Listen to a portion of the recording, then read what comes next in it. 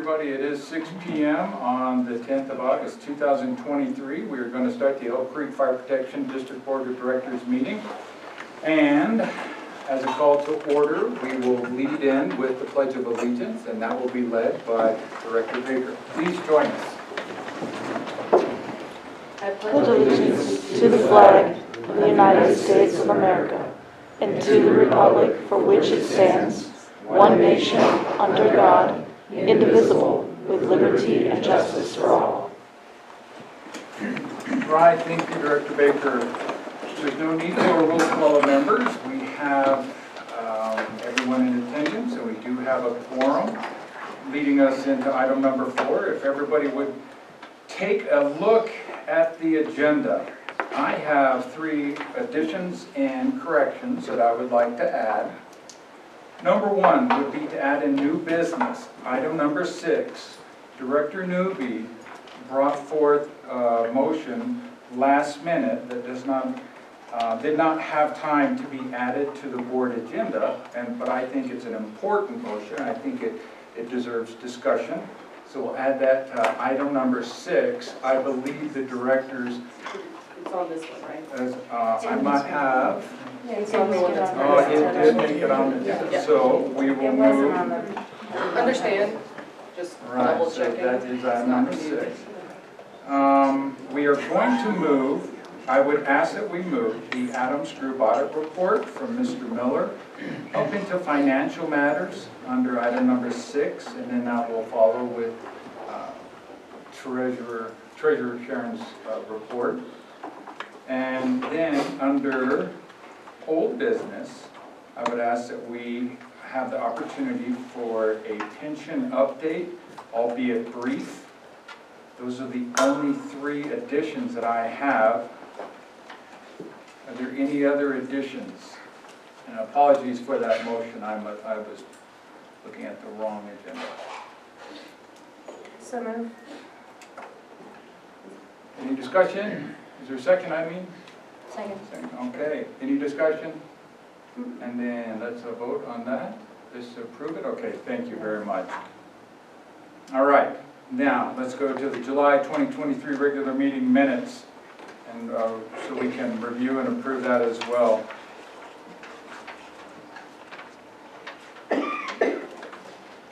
Any updates, corrections, or deletions that need to be made? Hopefully you all have had a chance to look at this. Additions, deletions, or corrections? Last time, additions, deletions, or corrections of the July 2023 regular meeting minutes. Hearing none, I'll accept a motion to approve the July 2023 regular meeting minutes of the Elk Creek Fire Protection District Board of Directors. So moved. Is there a second? Second. Second, Director Newby. All in favor? Aye. All right, that motion carries. That moves us to financial matters. May I introduce to you from the Adams Group, Mr. Eric Miller. Mr. Miller is going to he's going to provide us some information in terms of last year's audit. And without any further ado, Mr. Miller, if you would please present the board with your findings. Absolutely. Well, thanks. And first off, thanks for having me. As I mentioned earlier, I'm going to keep it at a 30,000-foot view, and we'll let anybody ask any questions at that time. I'm going to start with what you see on the screen behind you, our required communication guidelines. Our audit was for the period year ended 12/31/2022. Typical accounting, we're always looking backward. These are the items that standards tell us are required communications. Really the big one this year under significant audit matters is just a new standard that the district was required to implement related to leases. Right now there's a lease agreement for a tower, and what this new standard required was you'll see a receivable balance on your books for $750,000. Really it's recognizing and recording the receivables for the length of the lease term. Is what the new standard said. It's offset with a deferred inflow of resources. So you're not recognizing 100% of the revenue every year. You're still recognizing revenue as you receive it. What they said though is, hey, you're going to receive X number of dollars over the course of the next 30 years. Therefore, we want to see the receivable. And then that number adjusts down every year, correct? Every single year as you receive the money. Yep. Kind of working our way down the page, estimates. Accounting is not an exact science. There are numbers within your books that we consider to be estimates. For example, the first one, uncollectible EMS receivables. I mean, that number can change from year to year based on collectability, based on number of calls. The biggest one probably is that GASB 68 net pension liability, or for FPPA, a net pension asset. Again, it's based on an actuary report. It can significantly fluctuate from year to year. So in our world, we call it an estimate. Kind of jumping over to the second page. The kind of how we start this whole process is Barbara gives us a trial balance.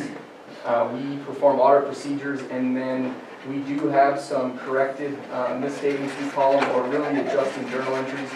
Really what these are is to kind of take the books from cash basis to accrual basis of accounting. So for example, adjusting the property tax receivable, adjusting the AP items, the account payable items, so on and so forth from year to year.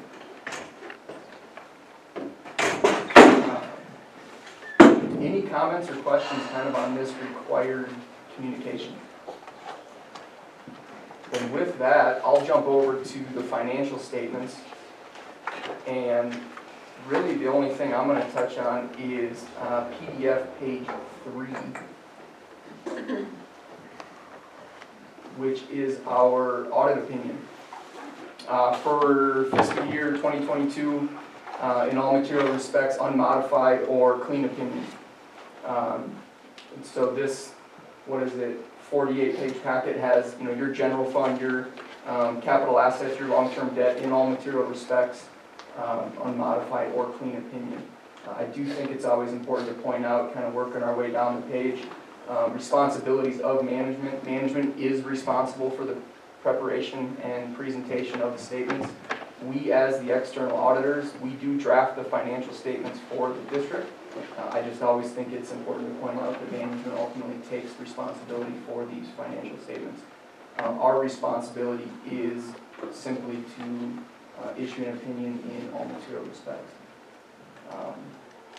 So with that, I didn't really have anything that I was going to touch on too much. I think it's probably PDF page maybe 12 or 13. I was just going to point out where you see, keep going, where you're going to see that big lease number. Yeah, one more right here. So you'll see it right there, lease receivable $754,000. So that's really the big change that you guys had this year. Is it's I believe it's T-Mobile tower. I think it goes out to 2051. And so over the course of that lease, you guys are estimated $753,000.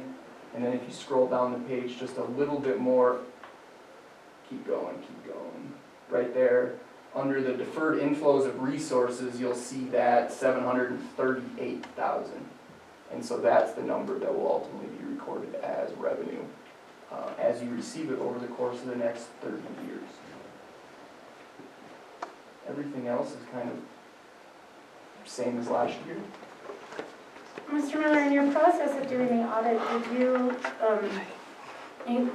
for transparency, I work in another special district. Our auditors talk to representatives from within the board and the district for internal controls, and did your organization perform any of those throughout the process? Like, did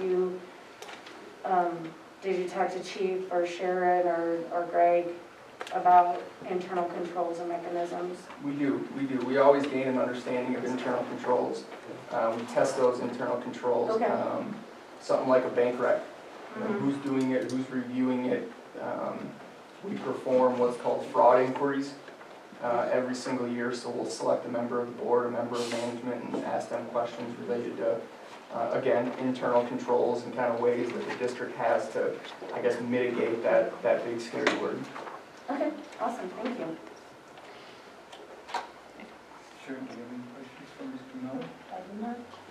Director Newby, do you have any questions? Melissa? Thank So- you very much for your help.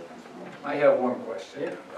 There was a citizen's comment last month, just about some of the practices. And I just want to have your opinion about any irregularities that you might have found, or any type of concerns that you found in the budgetary, accounting, or financial processes that have taken place.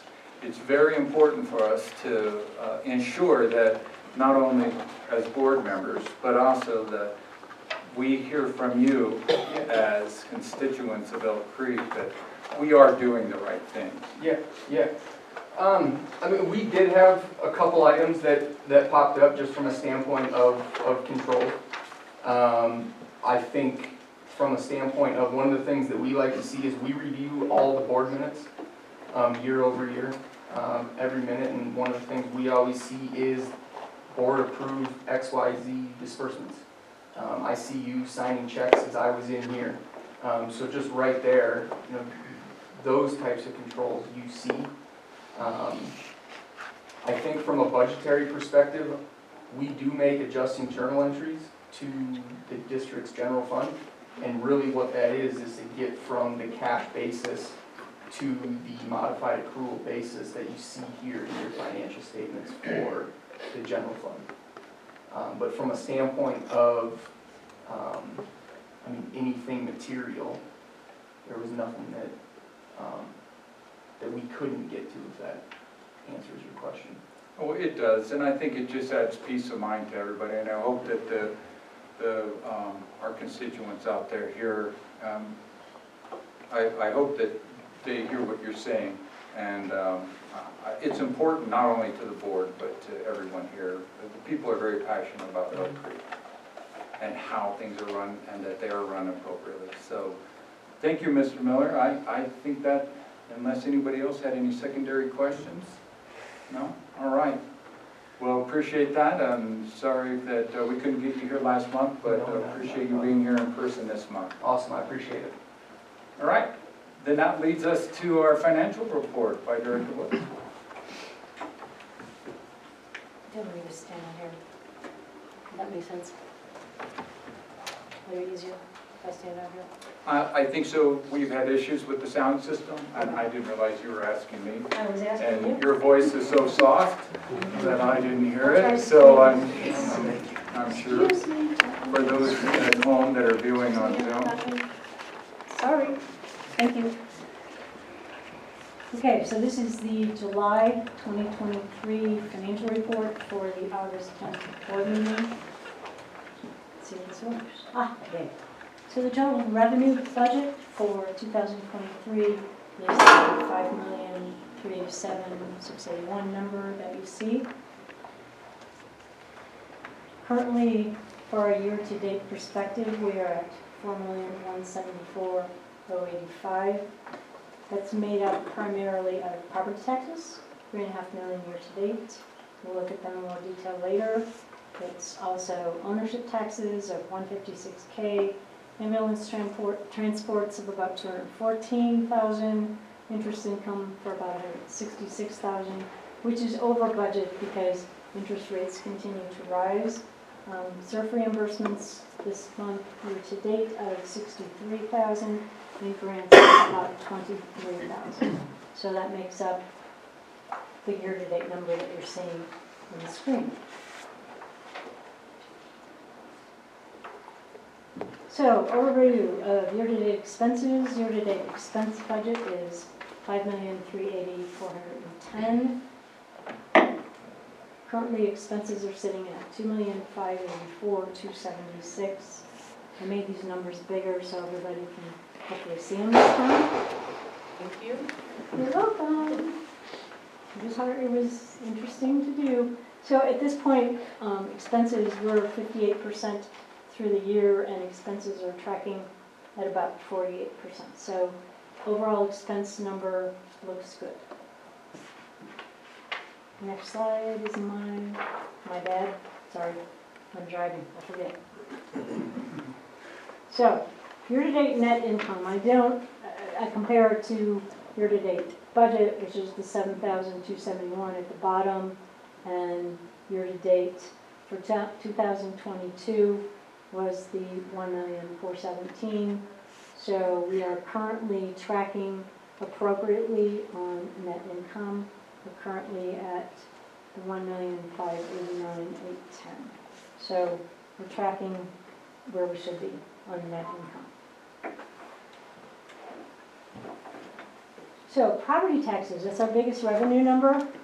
It's over 67% of our total revenue number. And if you're looking at year-to-date, you can see that year-to-date budget and year-to-date actual are very close. They're, about 5,000 apart.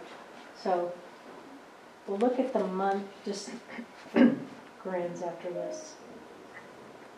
So the month forecast looks a little different than the graduals you see on year-to-date because we have spikes. We have spikes because property taxes come in March and then they come in again in July. So you see some. Hello? Yeah. Hello, please can speak. Okay, all right. Hello, can you?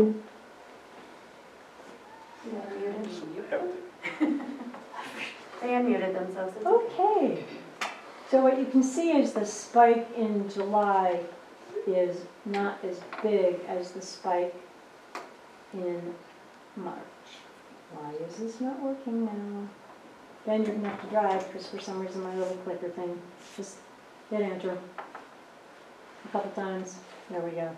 So this was just a comparison of the spike in June or July versus the spike in March because we collect less property taxes, but we do get a little bit of a bump up in July.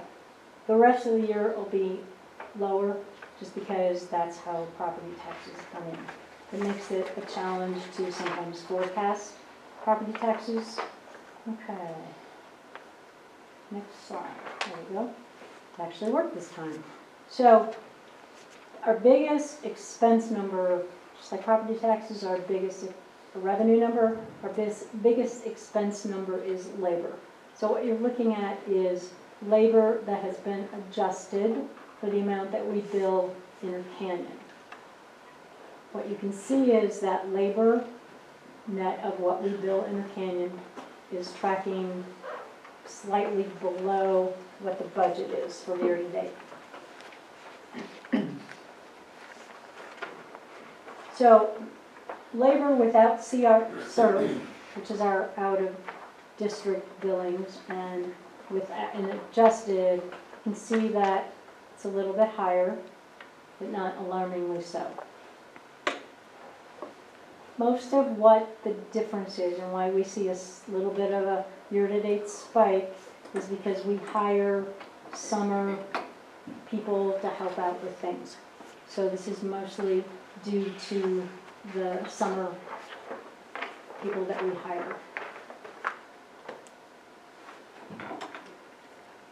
Okay, SERF, total budget for SERF for our out-of-state fires is $540,142, and you can see currently we're at $104,000 versus a budget, year-to-date budget of $337,000. So at this point, there are less fires in 2023 this time than there were fires in 2022. So we're actually tracking pretty good. We're still having fires, and we'll talk about that in a minute. Okay.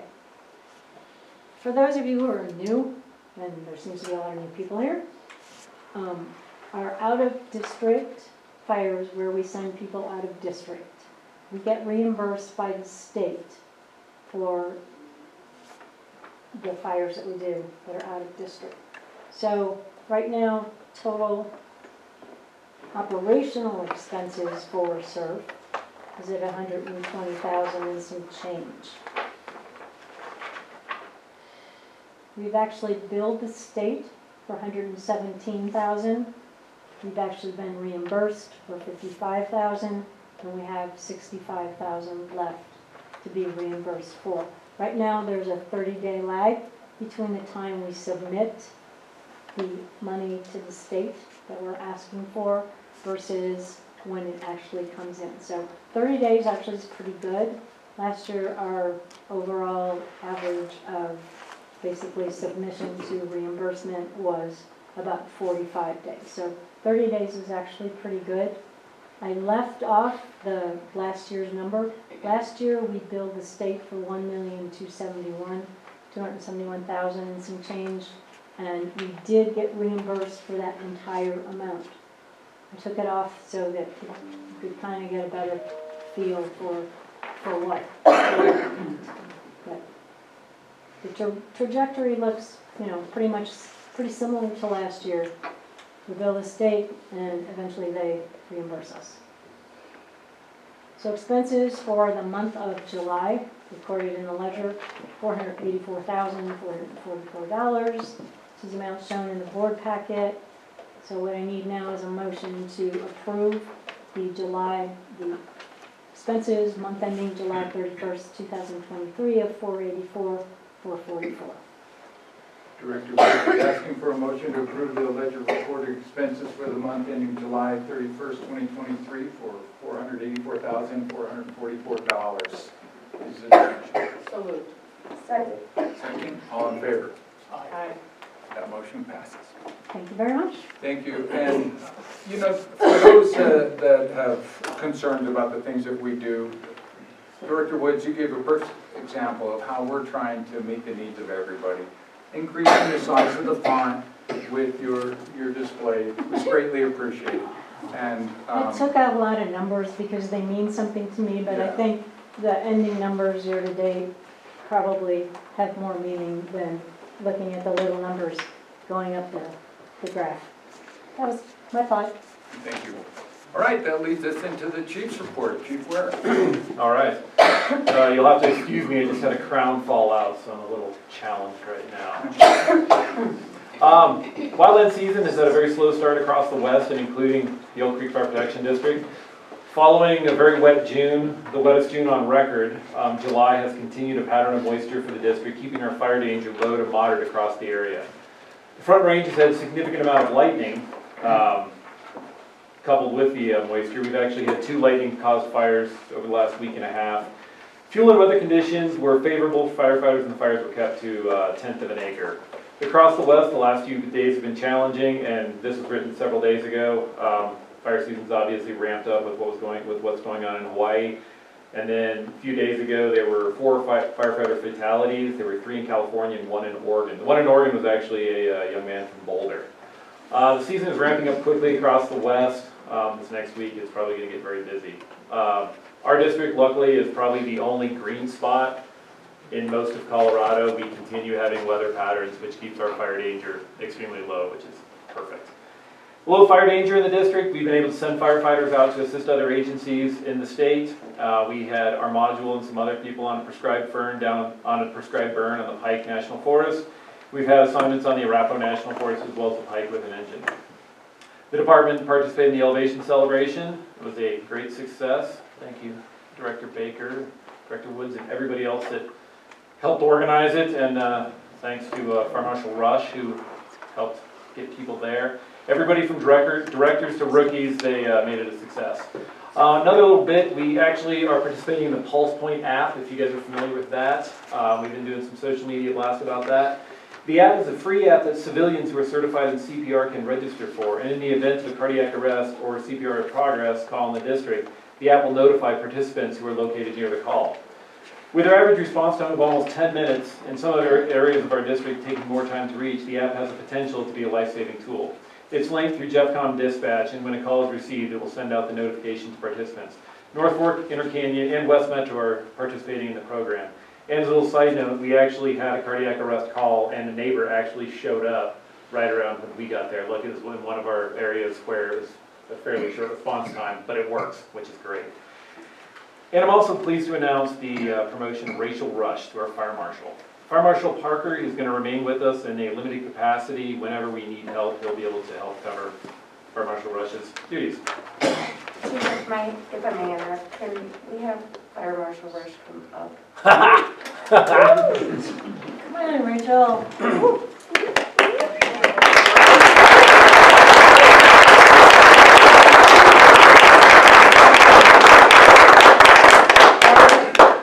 worked with Rachel on several different things when she was over at Evergreen, and I am so thrilled to be working with you here.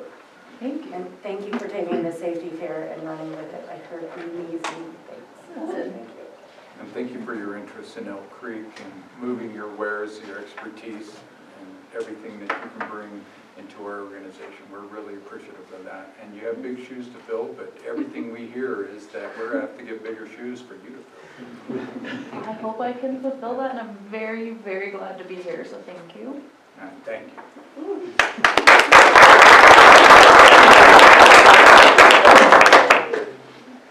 All right, operationally, we had 125 hours of volunteer staffing at Station 1. We averaged 3.9 members per call. 33% of the calls overlapped, that's 38 calls. And our average response time was 9:43. The only interesting, I guess, out of the ordinary, we did have a fatality fire, which is always a challenge, as well as several lightning-caused fires. And as usual, the lightning-caused fires were up on ridges with a tremendous amount of hiking that they were a challenge to get to. Luckily, the fuels crew, they were there and they were able to assist the line staff, and it worked out really well. We had, for a total of 118 calls, we had 7 mutual aid assists given to us, and we had 34 transports.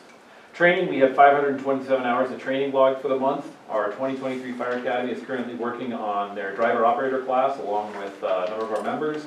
And we did have another person leaving our academy, is down to 10 recruits. We've also, didn't put it in here, we've also been completing some school tours for the schools that that are in our district. We are doing those with R1 security and school officials and first responders to go through the moving parts and the lesser known parts of the school that could assist us in response. So I wanted to say thanks to Miranda Tucker, one of our volunteers, and Captain Weinfeld for setting those up. We've had a pretty good turnout on all of them, and they're super informative. They're a really big asset. Fire prevention, Fire Marshal Rush completed 62 inspections, 25 letters and county reviews, 2 sprinkler plans, and we are still participating in the Together Jeffco project.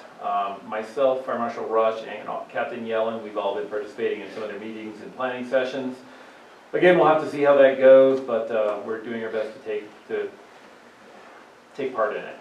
Fire Marshal Rush also completed the wildfire prepared property assessment training, and CORE has completed the installation of a Pano AI fire detection camera at Station 3.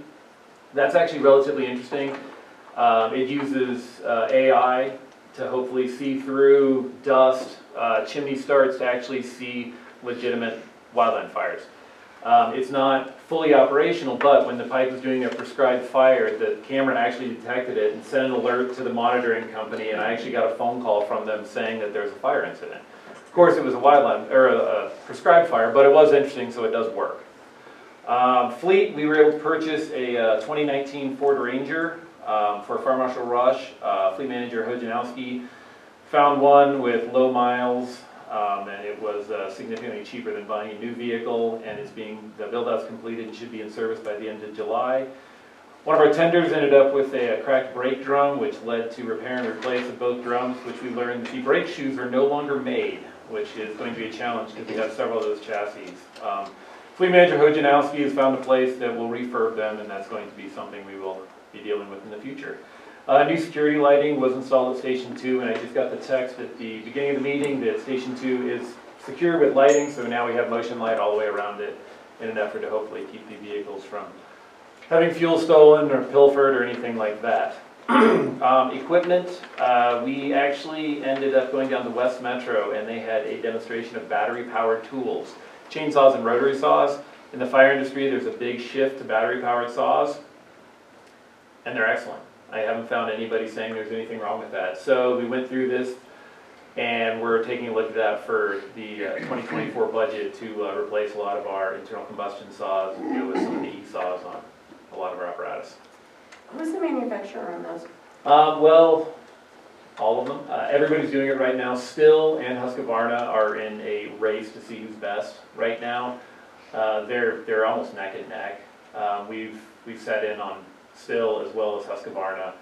The rotary saws that Husqvarna has, a lot of fire departments have gone to those. A lot of big city departments, a lot of very busy truck companies are using them with great success. The Still chainsaws, the Forest Service has started adopting those. So, You may want to get with, so over at Evergreen Metro, we recently converted all of our equipment to battery-powered equipment, and we partnered with Still and Ace Hardware. More lumber. More lumber facilitated, but Still actually has a grant out there. oh, And it's not under a fire protection program, it's under a carbon emissions reduction program. oh, And we were able to replace all of our equipment for 50% of the cost. that's fantastic, because the So, I chainsaw don't- yeah. setup is about $2,000. Yeah. Yeah. Huh, all right. And we got chainsaws, some heavy-duty equipment that we use on main breaks and stuff that we were able to replace, and our crew has helped out. And we either talked out of our stuff. That's great, I'll definitely look into that. One more thing, we did have a question last month about what day our WFM certification actually does for the district and the benefits. So the only reason we know, one of the things we do with it, the only reason we really know what fire danger is, we actually have people that go out and take fuel moisture, so they go out across the district and they actually cut pieces of vegetation, they dry it and weigh it, and there's a whole process. And that's just one of the things they do. There really wasn't a lot of extra money that was spent on getting a certification. Most of it's just training and qualifications. They've been working for years, getting these classes, getting certifications, working towards things. There hasn't been a lot of extra money spent on it per se, other than the same bit that they had when they were a suppression module, the same thing that they had during their regular operations. It's almost all just training and certifications and experience. So that's actually the That's way the we get. type 2 certification? Yeah, that's the We're talking WFM about Type this, 2. yes. Yeah, and so what I wanted to, that's the way we get our, because somebody else asked how we come up with our fire danger rating. Our fire danger rating is based on fuel moistures on strategic places across the district. And then it's based on the National Fire Danger Rating System that the feds use. So that's kind of how we get all that.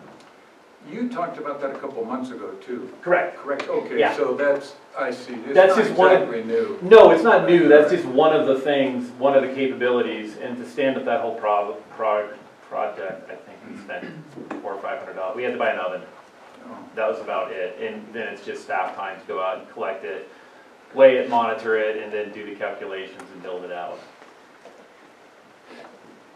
Thank you. Do you have anything else, Dave?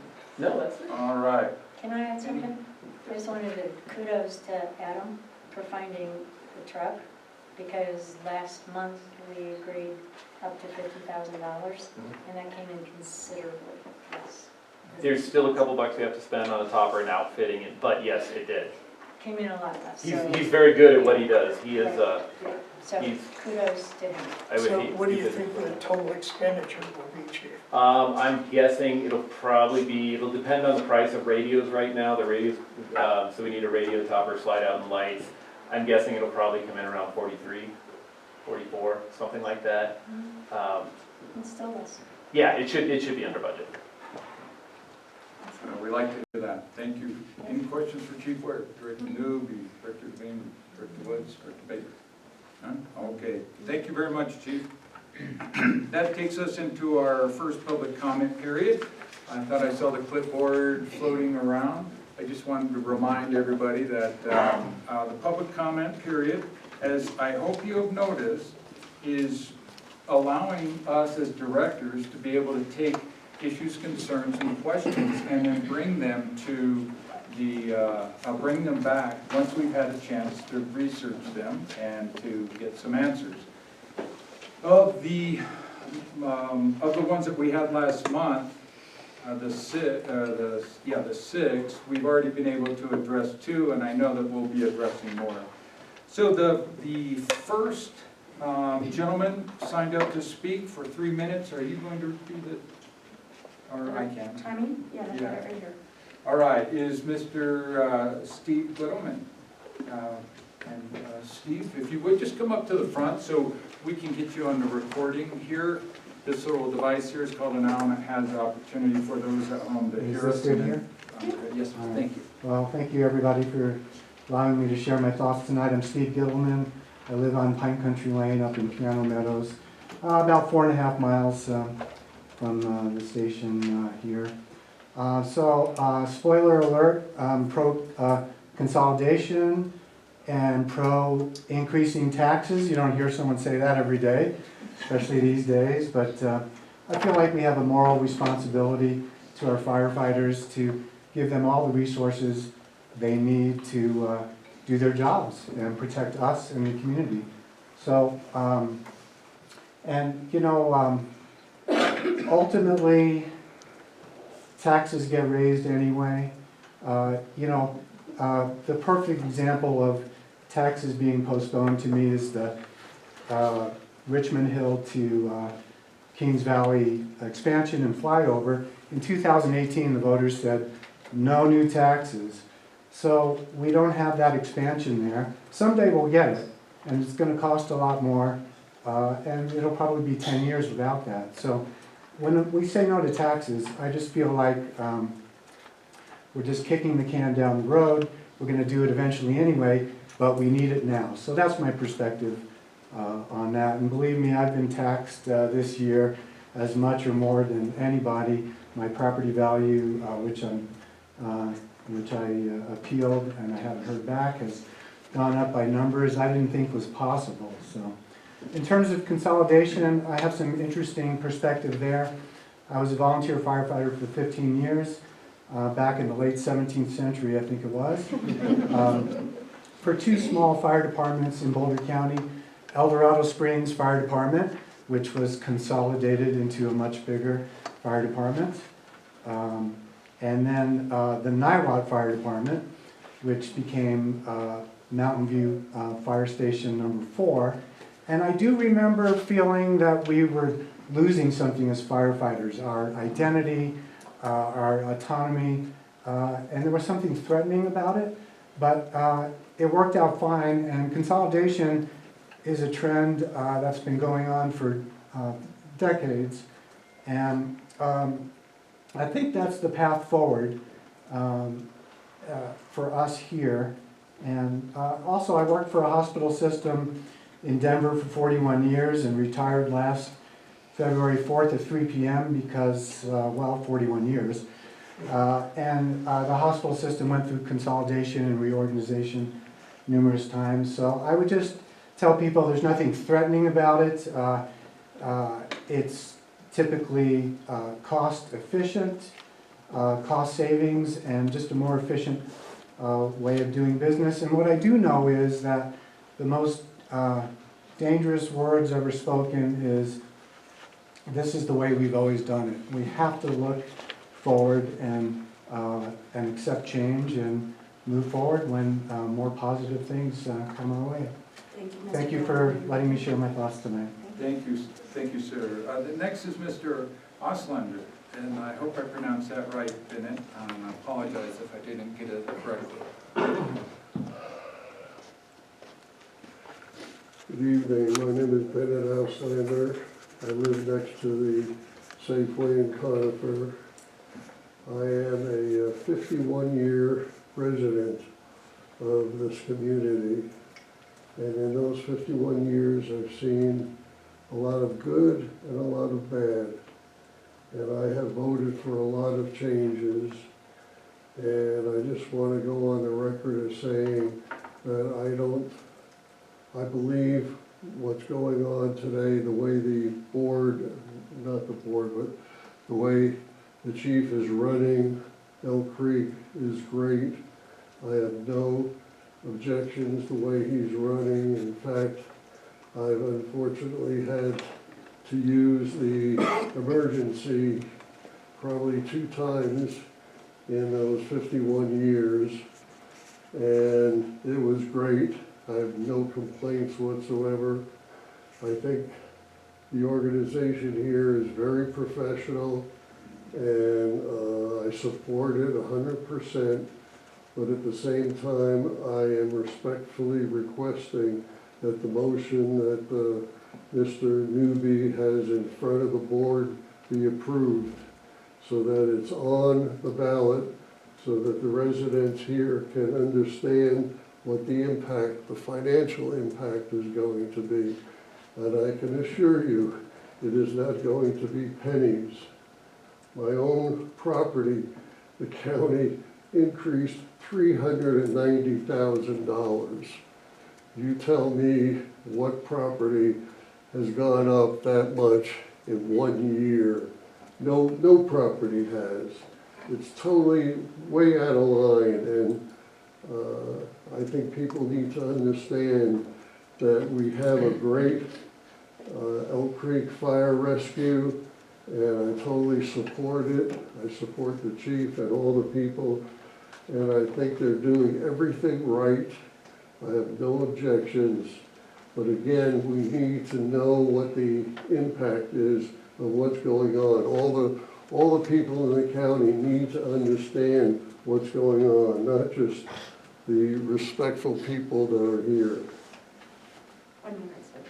Pardon? 1 minute, sir, sorry. Well, I'm basically done, so All right, thank you. thank you, Mr. Auslander. That brings us to Mr. Whitehead.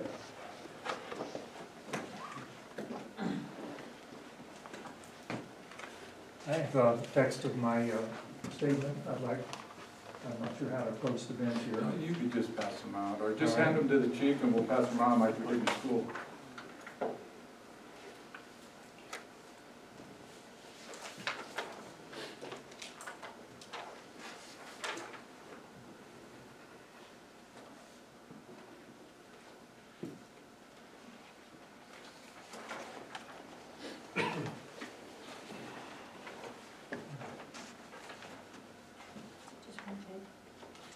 Just one page.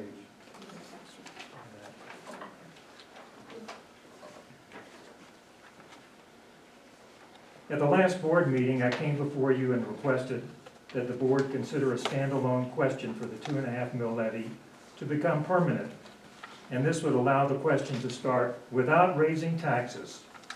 Some person or persons within Elk Creek Fire must have been thinking the same thought as the district's attorney later this month in July produced a draft of a standalone 2.5 mil ballot question, which was circulated internally within Elk Creek Fire.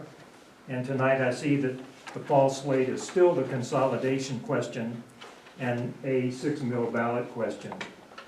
And I ask you to consider Director Newby's resolution for a standalone 2.5 mil ballot question that is based upon that which was drawn up by the district's attorney. In my opinion, the passage of both the consolidation and the 6 mil questions are very much in doubt, and I'm sure you all are very much aware if any of the 6 ballot questions across the 3 districts fail, Elk Creek will lose at least $750,000 in 24 tax revenues and possibly in the years beyond.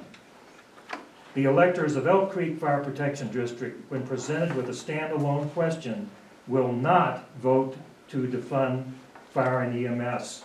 And in 2019, I led the Friends of Elk Creek effort to raise the mill levy by 5 mills, and we won 66 to 33. So I don't see any reason that the people of Elk Creek are not going to defund though, if that is laid out that way, to defund fire and EMS. And to risk this $750,000 by lumping into the 6 mil question is reckless. You know it, and I believe by the time the voters cast their ballots, they will know it too and punish the district for acting in such a reckless manner. Thank you. Thank you, Mr. Whitehead. That brings us to Mr. Fisk.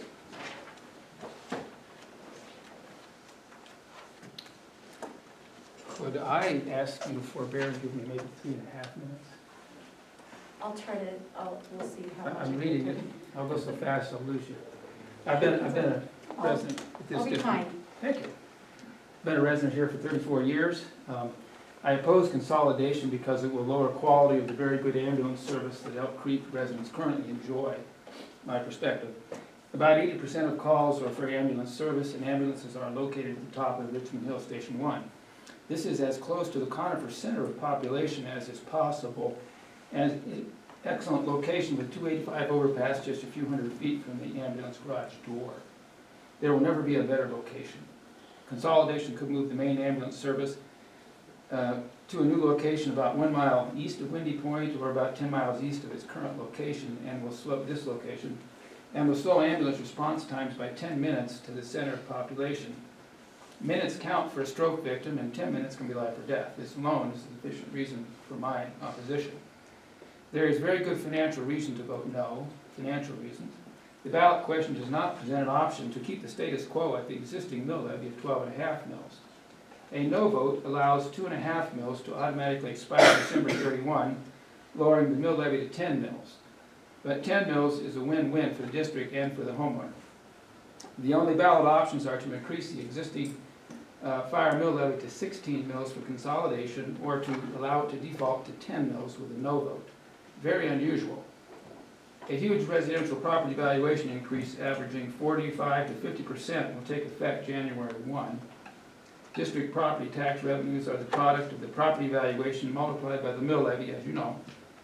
A higher 24 property valuation multiplied by a unique lower mill levy will result in the same tax liabilities as in 2023. So I've done some calcs, and here they are. An average $600,000 home is currently taxed at 12.5 mils, creating a tax liability of $522 per year. I calculated the percent property tax increases for the both 10 and 16 mill levy options. So case one for a $600,000 home, which is just an approximation for an average home. Voters reject consolidation, and the mill levy is decreased to 10 mils. That's that. This option, the voters reject consolidation, and the mill levy is decreased to 10 mils. If the valuation increases 25%, i.e. up to $750,000, the new tax liability is the same as the existing, $522. So that's that spot where they're equal. If the valuation increases 45 or 50%, which is the average for the district, the tax liability is increased by 20% per year. This is approximately 5% the rate of inflation, and it's very generous, 20% per year increase. Case two is the same $600,000 home where voters approve consolidation and the mill levy is increased to 16 mils. If the value increase is 25%, property tax liability will increase 60% per year. If the value increase is 50%, which is typical, property tax liability will increase 92% per year, or an increase of $479 above current levels. So my conclusion, voters will guess how much their taxes may go up, they're just going to guess, and will have to trust their instincts or a glossy campaign piece. They should know and not have to trust. For a $600,000 average home with an average 50% valuation increase and taxed at 10 mils, the property tax will increase 20% per year. This is the no vote against consolidation. Homeowners get to keep their current excellent ambulance service, and the district gets a very generous tax increase, about 5 times the current rate of inflation.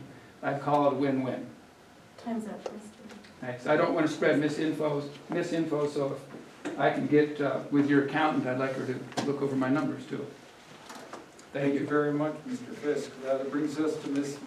Nussbaum.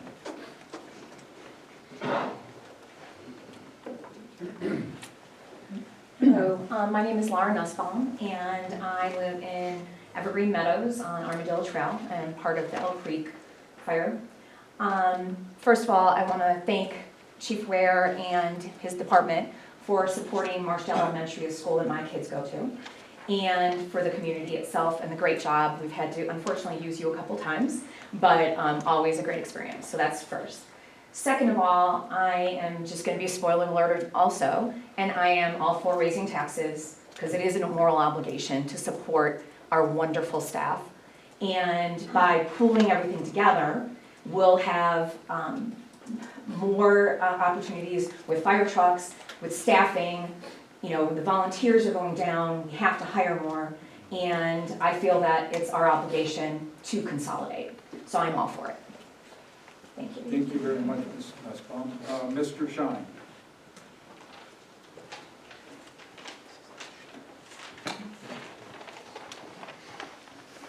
Hi, my name is Ken Shine. Just to make it clear, I am a resident of this district, but I'm also a volunteer here at Elk Creek. So I've been a volunteer for about 6 years. Since I've been here and talking to people who've been here a lot longer, I think the way this district is being run, both from a managerial standpoint and also from a financial standpoint, is outstanding. It's as good as it's probably ever been. So I think we're going to start with that basis. I'm very proud to be a part of the organisation. I'm looking forward, I'm excited about the idea of the consolidation. I think the consolidation will give people within the department opportunities, but I think it'll also give the residents of Elk Creek and Intercanyon and North Fork actually a better service than they currently get. There's a lot of talk about the additional costs and those sort of things, and that's a factor. And a couple of people have already said they're willing to pay a bit more to have those better services. Consolidation, as in any business or organisation, will provide economies of scale. I believe that, so that when we need big equipment, those sort of things, rather than 3 separate departments trying to buy a fire engine, you can get one between the 3. Also, importantly, I think it actually gives us flexibility in staffing. As an organisation, the example I use is if we have a call and our staff, they're over there, they go out on a medical call. If there's a second call comes in, as Chief said, I think it was 33% of calls are overlapping. If we get a second call, we will typically call mutual aid.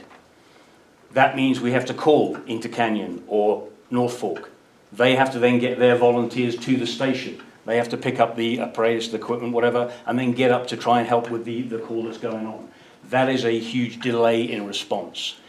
If we are one consolidated organisation, ultimately with staff down at the other end of the 285, the Intercanyon district now, up here, and down in North Fork, means when that call goes out, all of those people know about it immediately, so that for example, the ambulance that may be stationed down at Pine Grove will then be able to head up to 285 and be there in case of that second out call. That flexibility of staffing will actually improve the response to the people of Elk Creek and to those other districts as well. Similarly, when we get a call for a big incident, whether it be a fire or a major incident on 285, again, when we need additional staff, right now we have to call. We have to call Jeffcom. They then tone out one of the other districts. Those people then have to go to their district, pick up their apparatus and start heading towards us to help us out. Very much appreciated every time it happens, but if we're all one, that information goes out to those people immediately and they know there's a big incident and they're all already on their way to it without us having to then pass through that communications. So, net, I'm all in favour of this consolidation. I think it will actually improve service. I think it'll be better for the people of Elk Creek as well as the people of North Fork and Intercanyon. So, that's my comment. Thank you very much. Thank you very much, Mr. Shine. That brings us to Ms. Tucker. Good evening. Thank you for this opportunity. I am a resident of Elk Creek. I live about 0.5 miles from the station up on Apache Trail. I am a community ambassador and a licensed clinical social worker. I serve on several boards and accountability committees within the community, so I can attest firsthand to volunteerism and the decline in volunteerism, not just nationally, but locally in our community as well. We are all trying to do more with less, and quite frankly, it's exhausting. I have a few thank yous to pass out. I'd like to thank Elk Creek for providing a space for a number of blood drives. We've been able to collect upwards of 210 units of blood over the last several months. I'd like to thank Captain Weinfeld for his coordination and collaboration in completing a series of school trainings right here in our mountain schools. It's been an honor to be able to participate in those, so thank you. On a personal note, I would like to thank Captain Yellen, Lieutenant Paul Scott, and Firefighter LeBaron, who showed up for my family when we needed you. It is always difficult to see your child hurt and suffering, and you guys got us to the hospital when we needed you. They got us stitched up and back on our way, and thank you from the bottom of my heart. A word on consolidation. Consolidate comes from the Latin roots com, together, and solidare, to make solid. So consolidate, to brings together to make something solid, stronger, or easier to handle. That's what I want for this community, to ensure emergency services continue for the next 75 years. Thank you for providing information, an informational website about consolidation. Thank you for hosting 6 open houses. Thank you for social media posts, providing information and answering resident questions. I am asking this board to pass the motion on consolidation so it is placed on the ballot where the voters can vote on it, which is where that's who should be voting on it. That's who should be making that decision, are the voters. I do have a request for transparency around legal fees paid to our legal counsel in relation to current sitting board members. I'd like to know where my tax dollars are being spent, because that matters, and where I want them to be spent is where they can do the most good. Retaining our volunteers and our staff, paying for training for our staff and our volunteers, replacing aging fire trucks, ambulances, and replacing PPE for our crew and volunteers with something that doesn't cause cancer, because they deserve that and much, much more.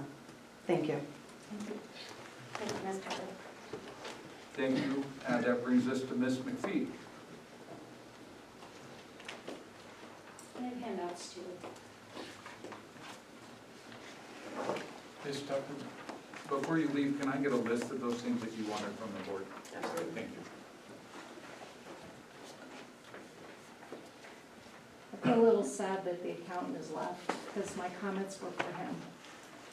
Anyway. We can always, again, we will bring back. Okay, he'll probably be in a better position, but this is all for you guys too. So we all saw that we vote every month on the approved expenses, right? That happened, and Ms. Woods got up and you all voted. What I saw though when I went through 2022 is when I added up the monthly expenses for the year, they were $600,000 less than what you reported at the end of the year. That's sort of a big deal. That's a lot of money. I understand what he's saying between the audited and the cash.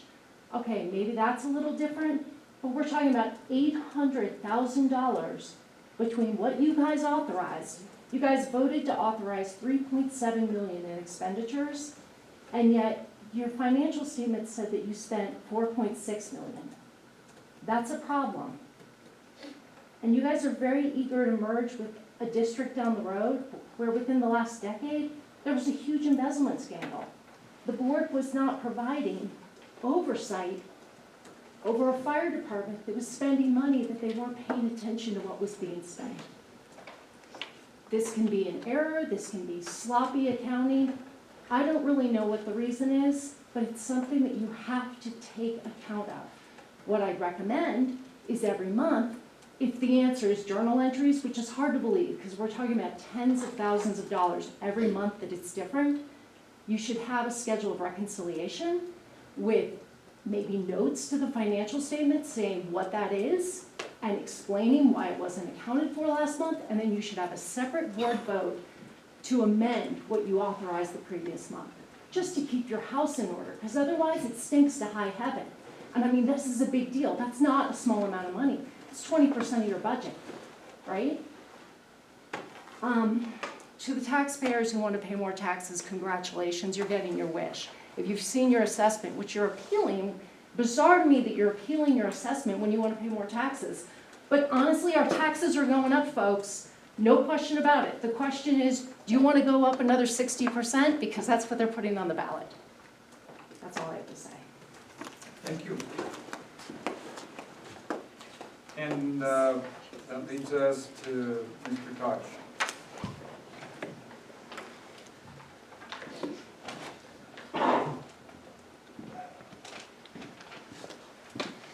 My name is Philip Koch. I'm a resident here of Elk Creek. I'm also, the record will show, a volunteer in this department, have been for the same 6 years as Mr. Shine, who is a classmate of mine. Since we have so much gray hair in this group, I thought I would mention that I'm the oldest ever graduate of the Fire Academy. To be perfectly clear, I am a supporter of the consolidation effort, and most of the reasons that I would have given you have already been given. So I'll just remind you of two of them. One is that the operating expenditures in such mergers, if they're well done, go down. That is the way it is, and I have 34 years in industry to back that up, including 3 major mergers in a Fortune 5 company. I also was, well, that's immaterial. The other thing that I look forward to in this consolidation is actually better service, not worse service. And I think that is what we all should expect. I hear a lot and sense a lot of fear in the room around this, but I think the fear is misplaced because, in my opinion, because of the reasons that Ken gave about having multiple events, incidents at the same time, and actually having everybody aware that this is happening. We can do the dance that we already do in individual districts to actually pre-position people. You can't do it if you're in separate districts. I'm sorry, it just doesn't happen. Yes, there's mutual aid, but that ain't enough. Yes, there's auto aid, that ain't enough. This will actually accomplish that objective and do it well. So I too would like to echo the desire that Ms. Tucker expressed, that you folks bring forward to the electorate something we vote up or vote down. And so I'm very much in favor of you bringing forward and approving the ballot initiative measure that is before you this evening. Thank you, Mr. Gunn. And then our 10th public comment is Chris Cobus. Lavis, I'm so sorry. I apologize, Ms. Lavis. I find it very interesting that Explore Consolidation was on the front page, webpage of both Elk Creek and Intercanyon, and North Fork, it wasn't quite there. But they always talk about Explore Consolidation. There were 6 open houses, 2 at each firehouse. One was at night, one was in the daytime, so people could come to them. But there was only Explore Consolidation. Merriam-Webster Dictionary, the other lady had a definition of explore is to investigate, study, analyze, and look into. They did that, but they didn't offer the other option. Even today, it says, do you want consolidation? Or the other option is to just leave it the way it is. But if we do the second ballot issue, where you have the option of leaving the sunset mill levy, put it back in, then people do have an option. And I think it's important that we do that. Also, I echo the other lady that spoke about Intercanyon's issues with embezzlement. And I wonder why we want to get in bed with somebody. I know that things have changed in Intercanyon, but I really wonder if we've studied all of the financial aspects of this. And the other fact, of course, is that Elk Creek already has a hybrid situation with paid and voluntary firefighters, whereas North Fork and Intercanyon do not. So I've heard, and I might be mistaken, is that Elk Creek will be the last to get more paid firefighters.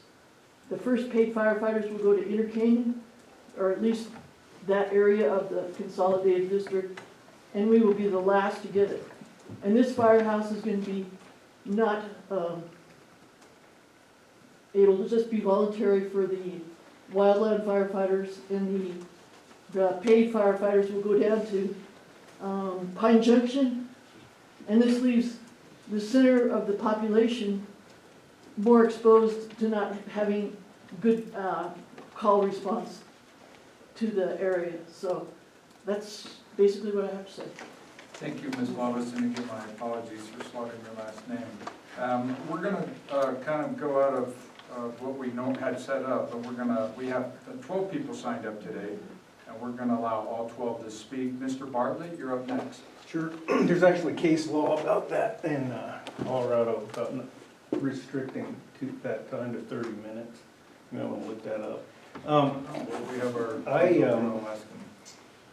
I'm talking about old business right now. There's almost never any old business on the agenda. And in my case, I was at the meeting last month and we talked about pensions, a pension election last month. Yes. It's supposed to happen this month. That's old Yes, business. and as you might have missed it. I'm going to take my time, please. I'm sorry. And then I also talked about the Triton report last month, talking about discontinuing the volunteer pension, and never heard anything back on District strategic plan, I think that should be on old business every month, because we've been talking about that for a long time, and I don't see any progress towards that. Standard of service, we're talking about that a lot, I've never seen any progress towards that. And a service plan, if you're gonna change to a brand new district, I don't think it's unreasonable to have a service plan. Should probably have that. And then to echo the financial statements, which I've been bringing out every month, so I did a little chart that talks about that every month you guys approve monthly expenditures. Just in 2023, it's about $425,000 difference between what you guys approve every month and what the year-to-date expenditures are. And there's no explanation for that. That actually falls under Title 29 in the Colorado Revised Statute. So I think we need an explanation on why there's such a difference in the approved spending compared to the year-to-date spending. Thanks.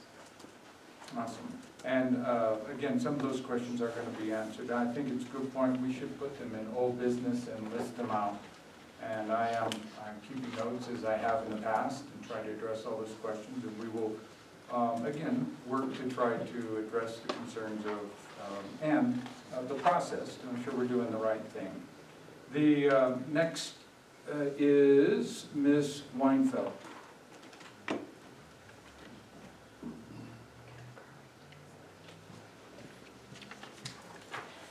Good evening. My name is Melissa Weinfeld. I'm a longtime resident of this fire district. I'm a previous support team member. That was a long time ago here. And I'm the proud wife of Captain Weinfeld. I'm also the granddaughter and the niece of longtime firefighters in the small Indiana town that I grew up in. Two of those men were at one point the chief of that department. I support consolidation and I support this ballot language. Unfortunately, as of late, there have been a plethora of assumptions and opinions touted at these board meetings and across social media. So I'm here this evening to try to focus on some truths. Truth, after all, is not relative. Truth is absolute. It is hard to know where to begin because I don't have a lot of time. So I will send my full address to the board later. Let me be clear that the last thing that is this board of directors' responsibility as a board director is your own personal agenda. Quite frankly, I'm tired of hearing about personal feelings and opinions or presumptions about bike parks, building and growth in our district, or what you think, or that you think consolidation will weaken our level of service. The board of directors does actually have many serious responsibilities. According to your own bylaws, section 3.2C, meeting the needs of the district's constituents should be the primary purpose of each director. But how do we do that? How do you measure the metrics of the needs of the constituents? By having a responsibility to this district's firefighters and the EMS providers, whether they are paid or volunteer. To ensure their safety, their health and well-being, to ensure that they come home to their loved ones after every shift, to ensure they have the best and proper equipment they need to do their jobs to care for this community to the best of their ability. It is what is known as your fiduciary duties. Duty of care, duty of loyalty, and duty of obedience. According to section 3.2E of your bylaws, directors should avoid hidden agendas and other negative forms of interaction. And I have personally seen a director on this board violate this policy, continually painting our chief and the rest of this board in a negative light. He does so as the representative for a group called Conifer and South Evergreen Committee. That seems a bit like a conflict of interest, which is another violation of section 3.7 to perform the performance of duties. A director is prohibited from taking personal advantage of a situation to benefit himself or herself or prejudice the district.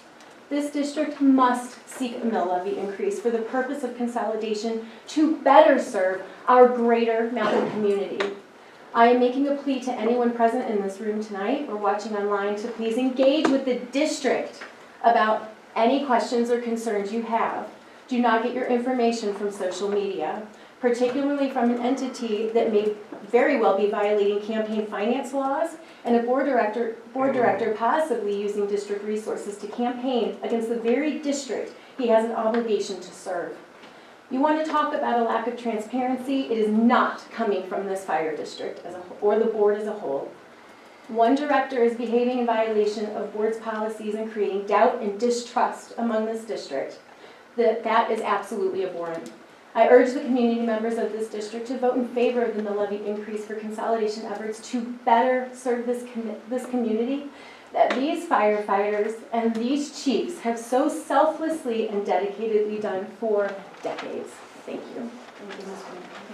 Thank you, Ms. Weinfeld. That completes our first open public comment.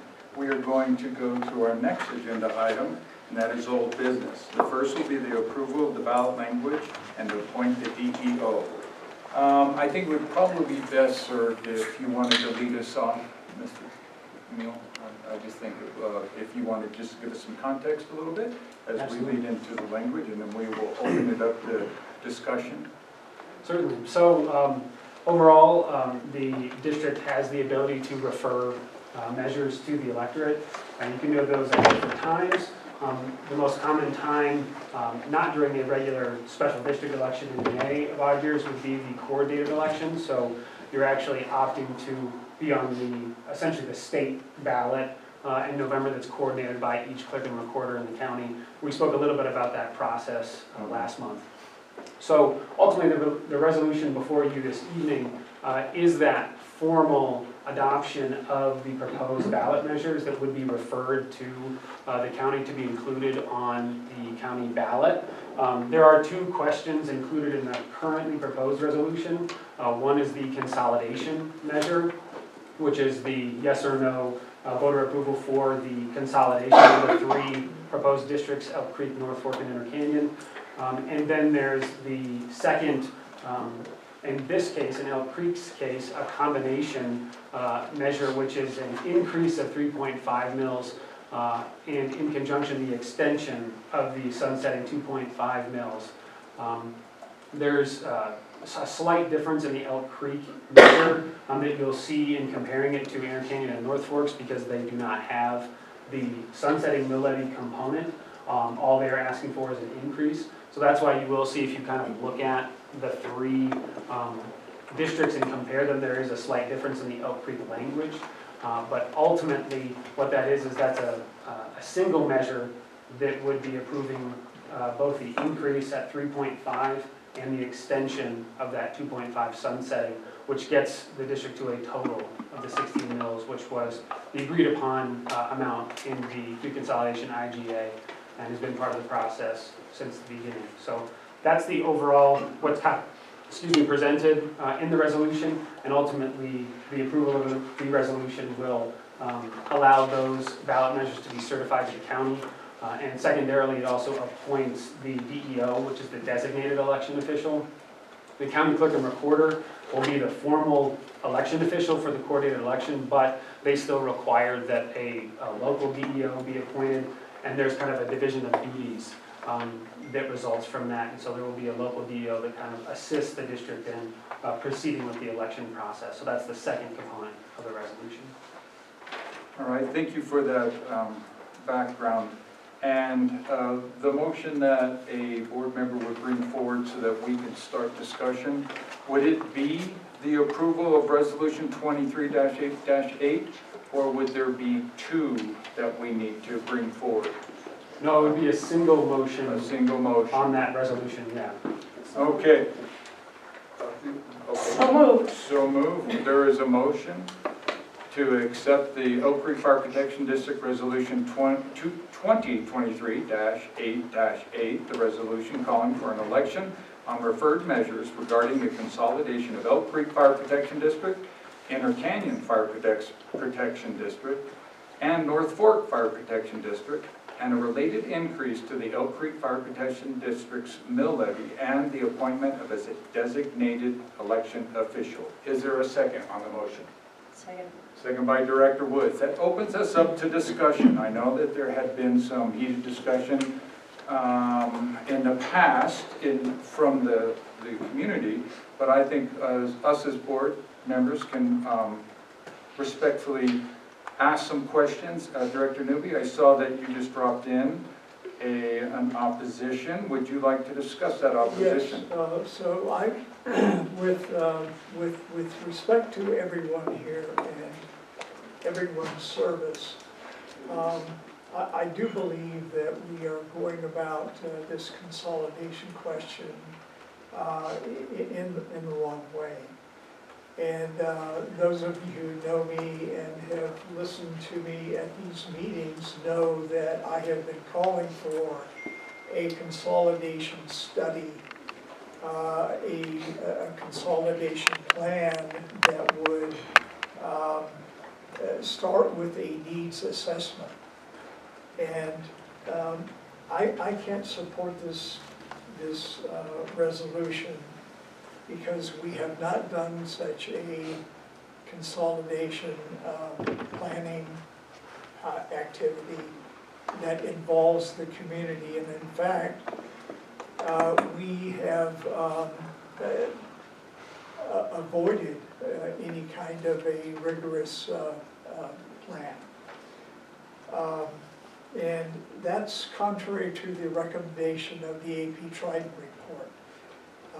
And I've brought forward to my other board members the notion that we should actually plan first and take it to the community and at that point interactively discuss. Instead, we have gotten a lobbying campaign paid for with taxpayer dollars that is not comprehensive, it's not rigorous. And then, so that's the main reason that I do not support this resolution. The second reason is that demographically, the Elk Creek district is very, very different from the other two districts. The Elk Creek district has about 17,000 people. We have most of the valuation, and we would be paying $640 for every $1,000 spent would come out of the pockets of the Elk Creek taxpayer. And we would, I believe, with the plan to build a 14,000 square foot flagship station in Morrison, and then move the active 24/7 staff here down to Pine Junction, I firmly believe that we would be degrading this service by moving the firefighters away from the population centers.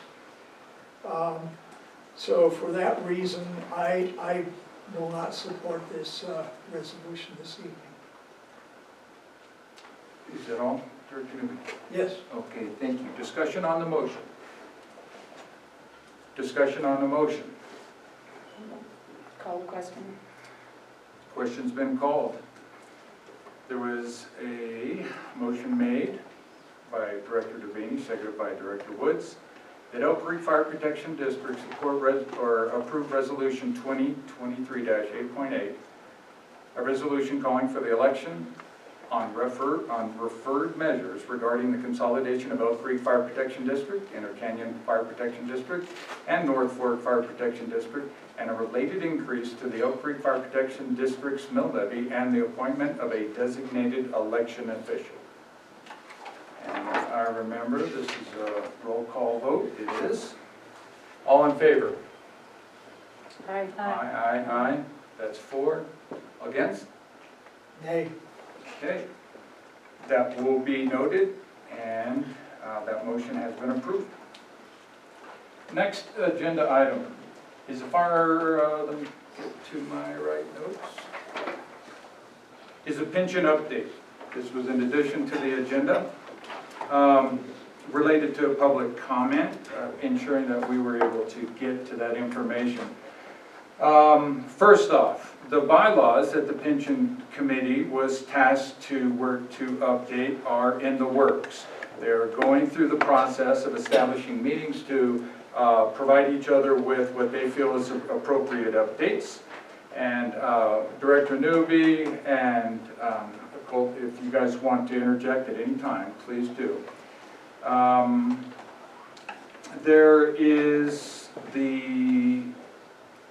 There was the discussion about the increase for retired volunteer pay that Trustee Delaney is working on with the FPPA and with another expert in that field, Ms. Pam Feely.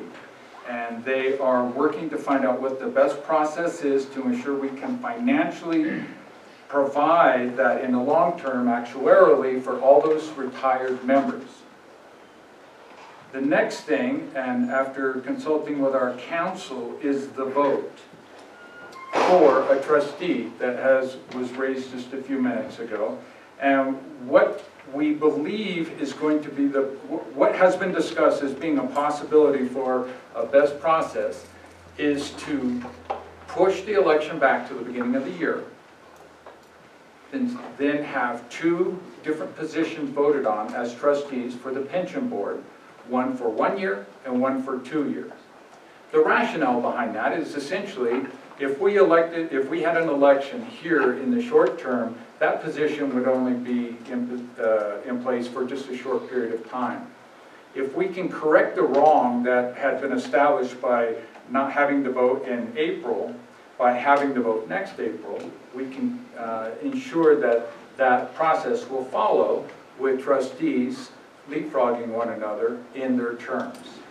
Now, again, that is the process that's being worked on right now, and the pension board will have that information available to us in October at their regular meeting.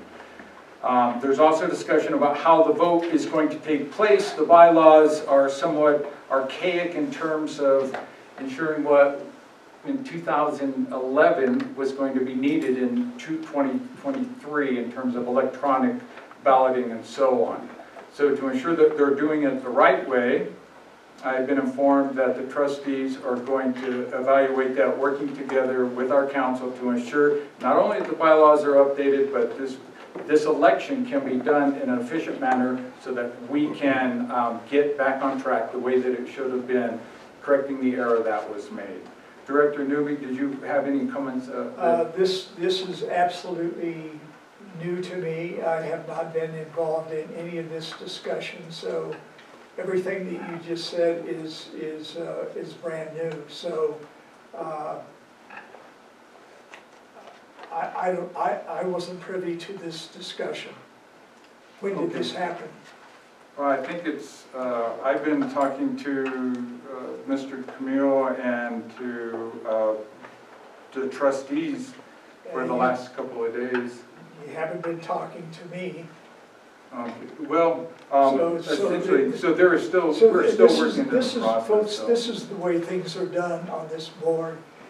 Things are done behind the scenes, these secret conversations, and then they're brought forward to the board by Director Pixley for rubber stamping. Well, there's no rubber This is what's stamping going here. on here. And I apologize that you weren't informed. I think it's absolutely wrong. If it's not illegal, it certainly should be. Well, there are no actionable items, so we're not. Well, the actionable item is an election. That is what, 4, 5, 6 months late? 10 You don't years. think that's actionable? 10 years. So, no, but there's no actionable item taking place today. No, So, we said at our last meeting that we were going to have the election. I don't think we were going to have the election, we were going to have nominations. That we were going to address the election, not put it off till the first of the year. Correct. And my understanding is it was determined that there wasn't sufficient notice available to all of the pension holders. Why not? What- Because the way in which you have to inform them is by mail. And the list, Why wasn't that done? how could it have been What's wrong done? with having an election in October? Why do There's we have to nothing push it wrong off to next April or the first of the year? I will respect the direction that is given to me as president from you and the trustees. I apologize that you weren't informed. My goal was to update people as to where we were with the pension. And if in those items that were discussed, and I think that there is validity to the fact of holding the elections at one time. I see logic in it, that is, but it's not my decision to be made. It will be us as a board and the pension Well, board. I think we need to have a special meeting to discuss this matter. Well noted, and we will work on that, and we will ensure that we're trying to do the right thing, Director Newby. There's nothing malicious here. There's nothing under the table. We're meeting, we're having secret meetings. There was no secret meeting, it was a phone Well, call there conversation. obviously was secret meetings going on here that I haven't been privy to. I made a phone call to try to get an update on how to provide the information to our constituents tonight. That's all I did. So there's no secret meetings. It is valid. We will consult our council and then make sure that we have an opportunity to have a special meeting to ensure we are doing the right things and that everybody is updated. And I'm sorry, I saw emails exchanges between you and the trustees. I did not realize that there was a communication gap. My apologies. So that moves us to new business. Unless you had anything else, or Colt, did you have anything that you wanted to add? All right. Anything else, Director Newby? Again, my apologies. That takes us to new business. Our first item was the Adams Group audit report that has been addressed. The next thing we're going to talk about is the Fire Marshal's IGA for Inter Canyon, Indian Hills, and Genesee.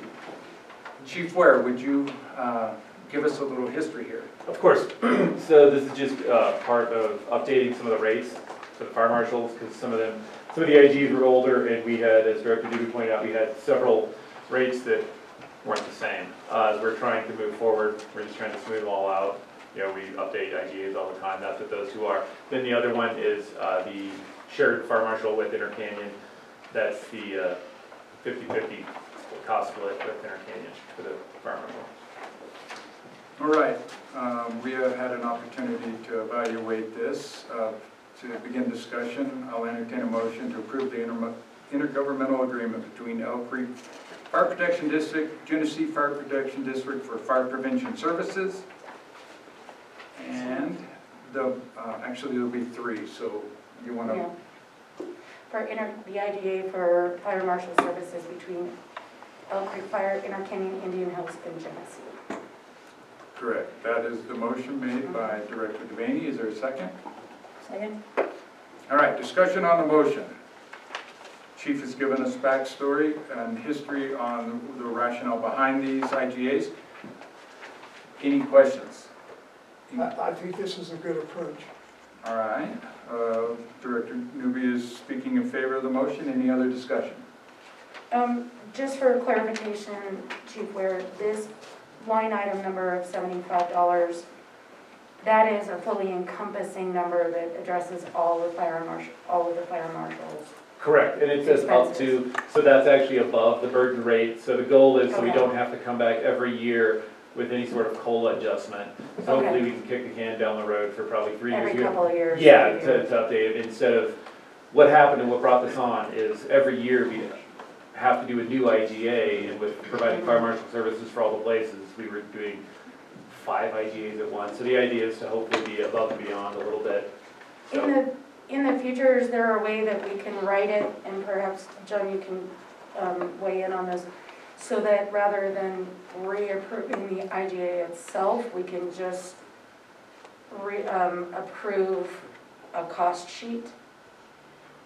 Yeah, like a rate table that goes Yeah. into, like that adjusts Yeah. whatever 3%. or That whatever is it brought to the board every year, and, That would be an ideal way to do it, and I can work with you on that, then we hopefully don't have to do that for. yeah, so that the Next IGA month. can remain consistent, and you can address in a timely fashion how to cost recovery. Yeah. Like if that's- gas prices skyrocket, then perhaps our vehicle cost isn't sufficient, or if the fire marshal's rate changes or insurance changes or something, we can have a more timely response rather than walking us in for, That would be great, I'll work with you on that, and we can have that.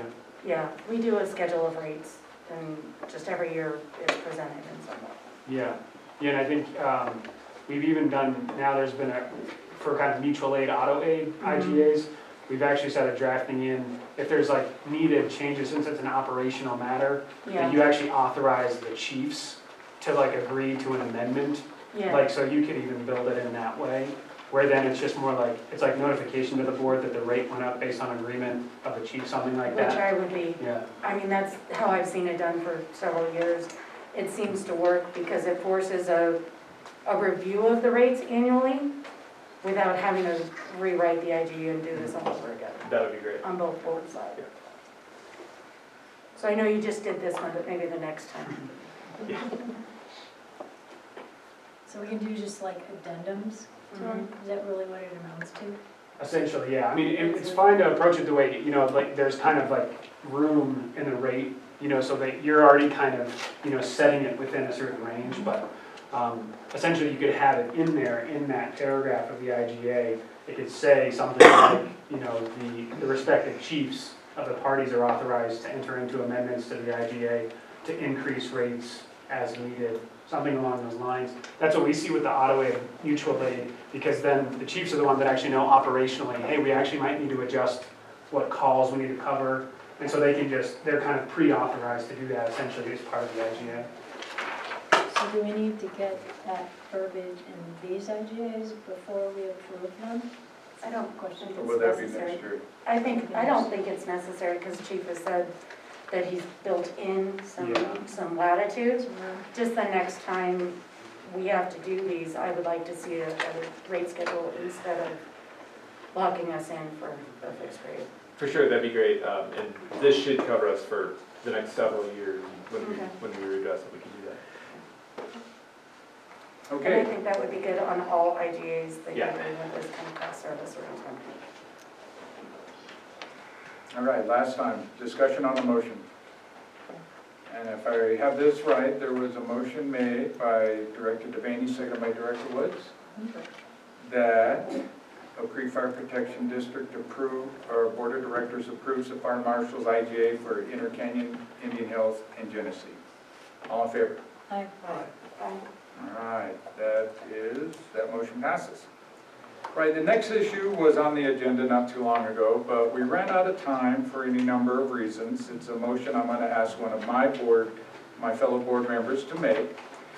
And that's a motion to increase by 12% Chief Ware's current salary of $99,500 to a total gross of $111,440, backdated to the last payroll increase. Barb, remind me, when was the last payroll increase? Was that May? March. So that could be added to the last payroll increase in March.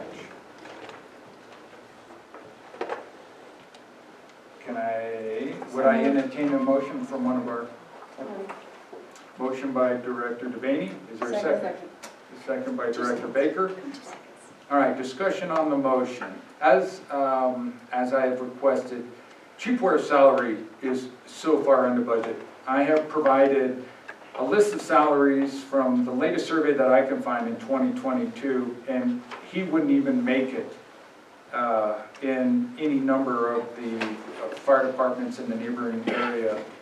The closest, Inter Canyon, their fire chief in 2022 was making $112,000.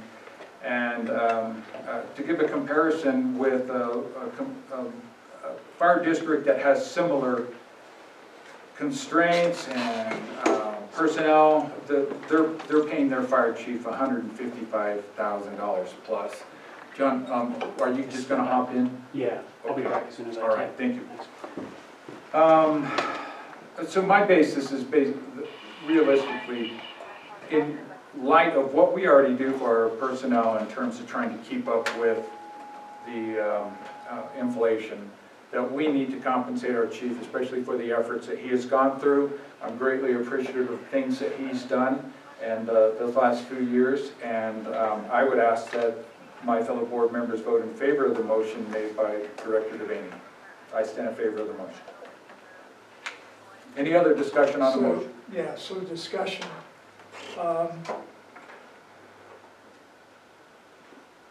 And clearly it was the intent of the fire district to have a employment agreement with you, Chief Ware, correct? But it apparently expired. Do we know why it expired? It wasn't reapproved because there was provision in the employment agreement to have it reapproved. Does anybody here know why that wasn't done? I don't, and I think it was probably just oversight. So. It was due at the end of Last year, yeah, it expired last year. I would like to recommend that we put together a committee, a subcommittee to look into continuing an employment agreement with the chief, because, you know, just a salary increase in and of itself may not be enough. Maybe 12% is the right number, maybe it's 14%. Maybe there are other benefits that that we would like to offer the chief. So I would like to put that out to the board and recommend that we move forward with that. Whether or not we approve an increase tonight or not, I would like to see us reinstitute that employment agreement with the chief. I agree. If the chief is amenable to that, of course. Yes, we can look at that. Any other discussion on the motion? It's a good idea. Okay, last time So, discussion. do we have agreement that we will do that? Absolutely, yes, think and that's I'm a- happy. I'm happy to look at that, yes. And but that's irrespective of the vote. Yes, Okay, yeah. just making sure. And just as a point of clarification, even though I am sure that Chief Aronson and Sharon and Chief have all, well, maybe not you, because it's about you, but this is a comfortable increase within the framework of the budget. In my investigations, as a point of information, in my investigations, I talked to Chief Aronson and to Director Woods to ensure that this was a viable option to, Awesome. and I was given assurances. I'm getting nods. Yes, I'm getting nods. absolutely. All right, last time, discussion on the motion. All right, so there was a motion made by Director Devaney, seconded by Director Baker. A motion to increase by 12% Chief Ware's current salary of $99,500 to a total gross of $111,440, backdated to the last payroll increase in March of 2023. All in favor? Yes, Aye. wholeheartedly. All right, that motion carries. Um, Next item, yeah. Do you want to put it to the board right now to establish a committee? Or Yeah, I think that would be important. Why don't, I would very much like to have that committee to ensure. okay, we'll assign you, and I think it's important to have the influence of financial aspects of Director Woods, so we'll assign you as chairperson and, okay, perfect. Leave at that in a minute. Oh, really great. All right, the next thing on item number 4 of new business is to retain Kathy Gross to provide board meeting minutes. And I would, let's see, the motion maker is sitting to my left, correct? So would you like to state the motion verbally?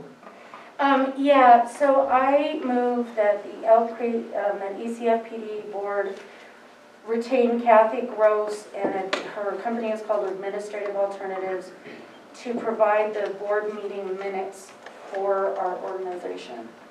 And my reasoning behind this, Real quick, can we get a Yes, second sorry. on the motion? Second by Director Baker. Okay, discussion on the motion, as a motion maker. okay, so, as a $5 million organization, give or take, the minutes that we create during these board meetings are critical and essential for accurately tracking what happens during these meetings. It is difficult in this kind of situation for a board member to not only take solid, accurate notes for the minutes, and also participate in the conversation as a board member. As you've probably seen during all of my meetings since May, and for Miss Melissa, Director Baker, I'm constantly typing because I'm making notes, I'm building the minutes as I go so I can send them to her so she can tweak them with her notes. And it is an exhaustive process to also stay on top of what the conversation is. I have worked with Ms. Gross for many, many years. She is, this is all she does. It is a side job for her. She does special district minutes for quite a few organizations. She is not affiliated with any of the organizations, and her rate, which I believe right now is at like $45 or $50 an hour, is completely reasonable for what she's doing.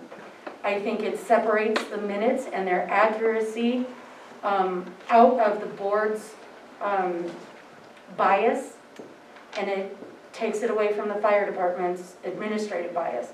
Not that we deliberately put our bias in there, but it's just inherent in the way that you hear stuff and process stuff. Ms. Gross takes the recordings from Zoom, so this OWL session, Jake, you would send her the recording, she would knock those minutes out, along with a summary sheet of actionable items. So anything that we have approved, any financials we have approved, the resolution numbers we have approved, she provides an actionable items list. Comparing this board, which runs about 2 hours at a take, sometimes longer, sometimes less, she will spend probably 3 to 4 to 6 hours on minutes. And then she also takes any changes that are made to the prior minutes from approval, finalizes those changes and submits them for publication as final so that they can go up onto the website. And she takes that all out of this auspice. She's well-versed in the legal requirements. I don't know if she's worked for any of John Camille's agencies, but she is one of the top transcriptionists with Collins, Cockrell & Cole. And she's been around for a long time, and she knows all the stuff that needs to go in there. And she will ding us if, like, I work with her at Evergreen and West Jeff, and she will actually ding us if we miss something that we have to go back, like a motion wasn't made, or we have to go back and recorrect or clarify. So I think an estimated $200 to $250 a month with the volume of information that goes around, I think it is a reasonable expense. Point of information from me. Absolutely. What is the contingency if we have a technical issue? Notes. She uses all of this documentation, and it would fall to you, or it would especially fall to Melissa to take notes, to be able to provide back. And then if something is missing, if there's just a complete technical failure, we have, Ms. Trilk is kindly showing, we have her recording as well. And she would go back to Chief Ware and say, did I miss something? Is this how this translated? And all of it comes back to us for final approval anyway. So there is a redundancy, is what you're telling me? Okay. Absolutely. Discussion on the motion.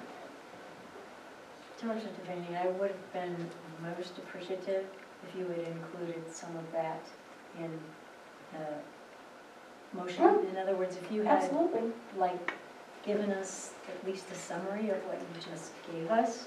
Absolutely. Because I don't know her, okay? Fair enough. So I don't know her qualifications, I mean, a resume, something like that would have been nice to attach, because I'm just not into willy-nilly spending money on something we don't need. And I'm not sure that you, Are you There was gonna, no are you need. speaking in favor of the motion? I'm Director West? speaking in abstention, actually, because I don't know this person. And you've given us a good description of her, but I would have felt more comfortable if something like that had been included in the packet. That's Okay. all. So, It's a conversation I've had with Director Pixley and Chief Ware in the past, okay. so, yeah, absolutely. In the So future, I will be I'm more just than gonna happy to bring that abstain forward. at this point because I don't know this person. Fair enough. Discussion on the motion. I'd like to speak in favor of the motion, just from the standpoint that having someone that is an unbiased outsider putting together these meeting minutes with how involved these meetings have become, let alone the amount of time it takes to put them together. But to me, I think that insulates us and helps us with transparency. I think it's a really great suggestion, and I thank you, Director DeBakey. Discussion on the motion.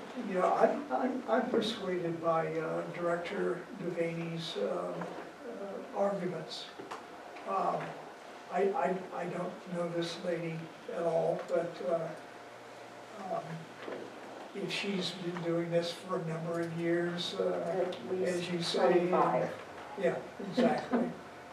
$50 rate for what you describe is a bargain. And I am persuaded by the notion that, taking notes on Melissa's part and trying to participate in the meeting is got to be really tough, a tough job, I know. And we all appreciate what Melissa does, but this would free her up to participate more fully, I think, too. Discussion on the motion. Call the question. The motion made by Director Devaney that we retain Kathy Gross to provide board meeting minutes was seconded by Director Baker, I believe. All in favor? Aye. Abstain. Against? I'm not against, abstain. And abstentions. Right. Process. All right, so we have 3-4, 1 abstention, that motion carries. All right, the next item is the adoption of the Colorado State Archivist Records Retention Policy and Schedule. As a motion maker, would you like to formally make the motion since you're sitting here? Yes, absolutely. In some conversations that I've had with both board and Would you administration. like to make the motion so Yes. we get a second? Motion to, I'm tired, my medication's That's all right. going off.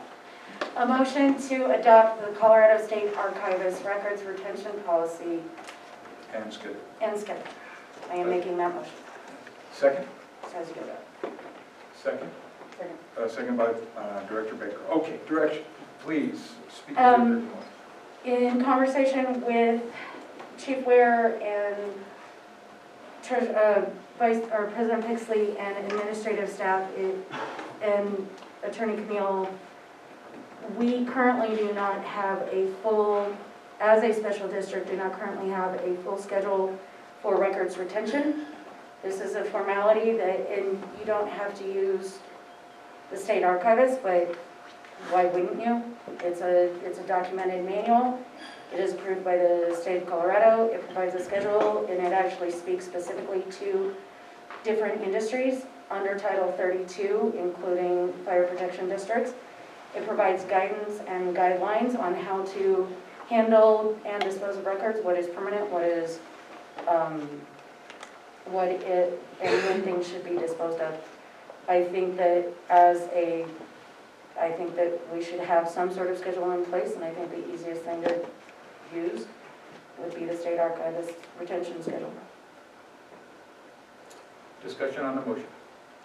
Yeah, I've looked at what the state archivist recommends, and it seems to be very, very comprehensive and very rational, so I would certainly support that. Discussion on the motion. Okay, call the question. Motion by Director Devaney, seconded by Director Baker for the adoption of the Colorado State Archivist records retention policy and schedule. All in favor? Aye. Aye. Aye. And motion carries. All right, since our council had to step away, I was hoping, ask my fellow board members if this is all right. There was to jump back to old business. During the pension update, I was going to give findings surrounding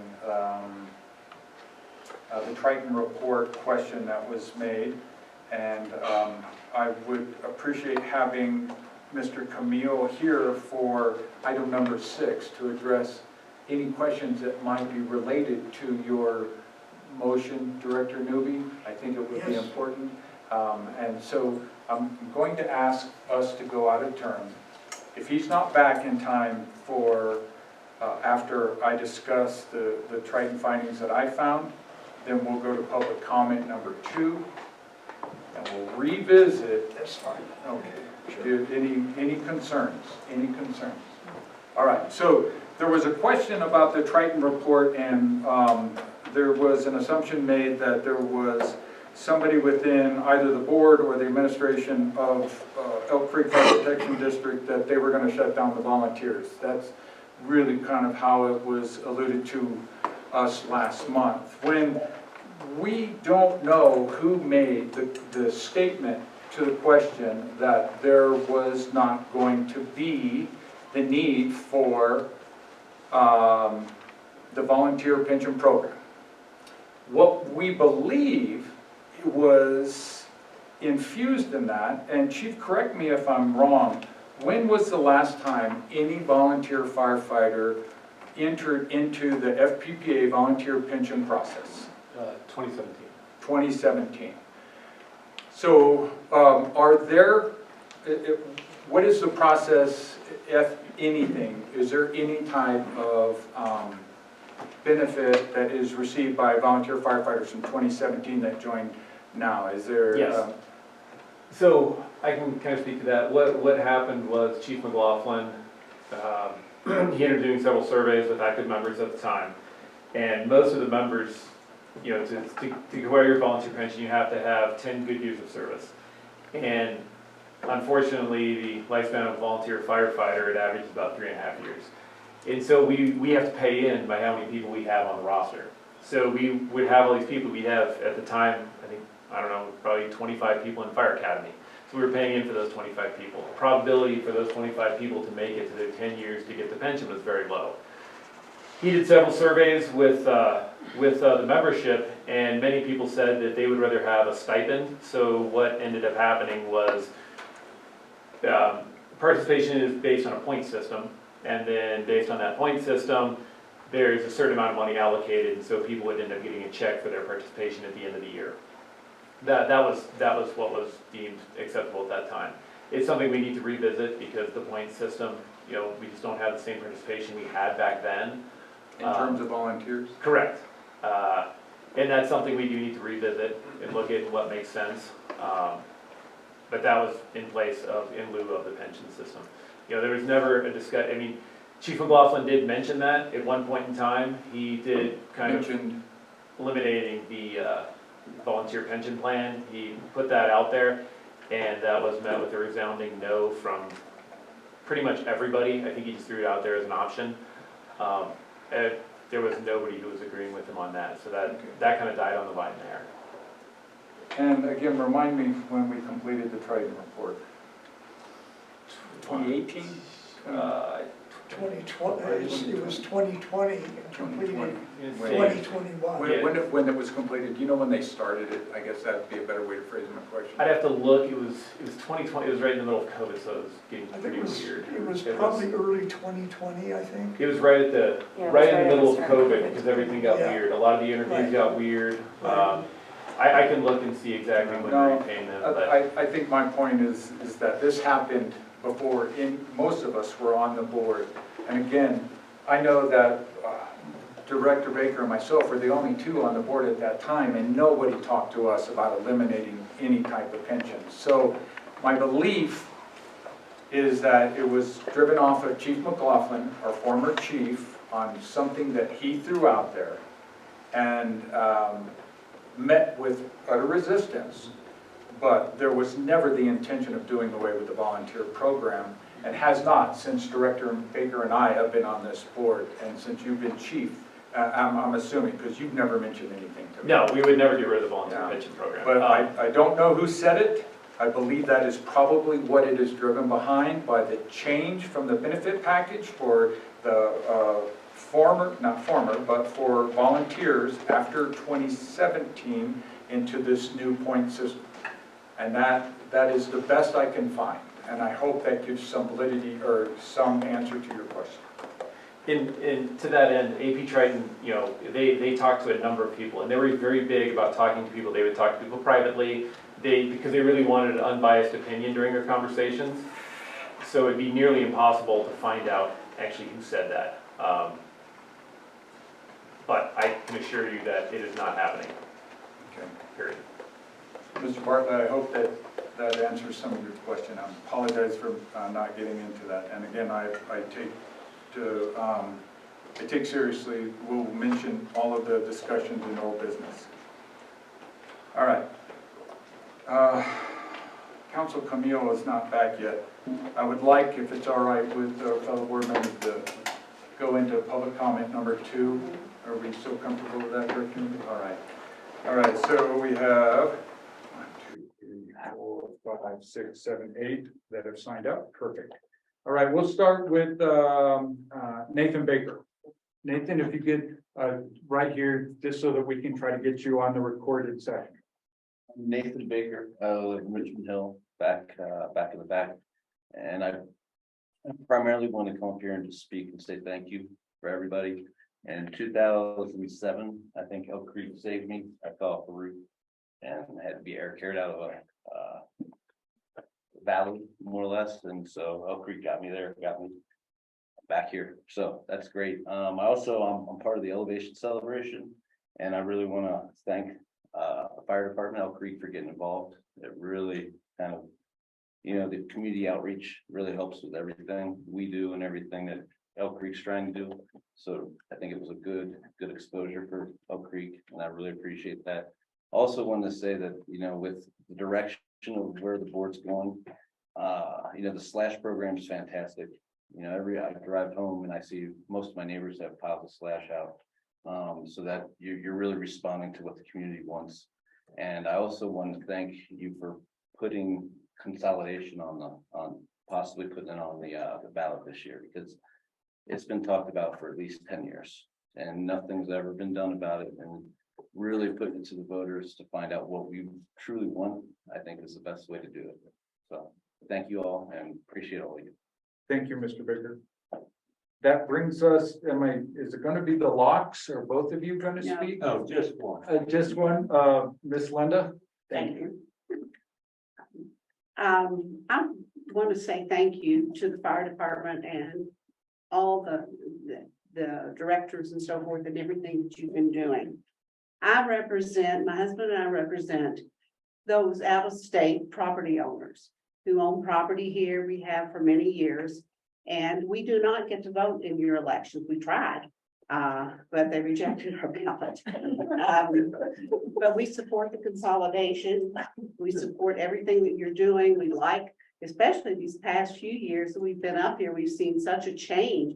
I mean, you're in the schools, maybe you were there before and I didn't know it, but I see on social media so much of the things that you're doing. You were there at Elevation Celebration this year. You brought tons of kids. I didn't know we had that many kids in this community. So just thank you all. Thank you for the professionalism. We support the consolidation. We also think that will help with our insurance rates. Okay. Thank you. Thank you very much, Ms. Locke. And that brings us to Mr. Whitehead. In the discussion with the approval of the ballot issues, you mentioned that there would be a local BEO appointed from presumably from Elk Creek. And do you happen to know that person's name, or have they been a campaign writer? Circuit rider. And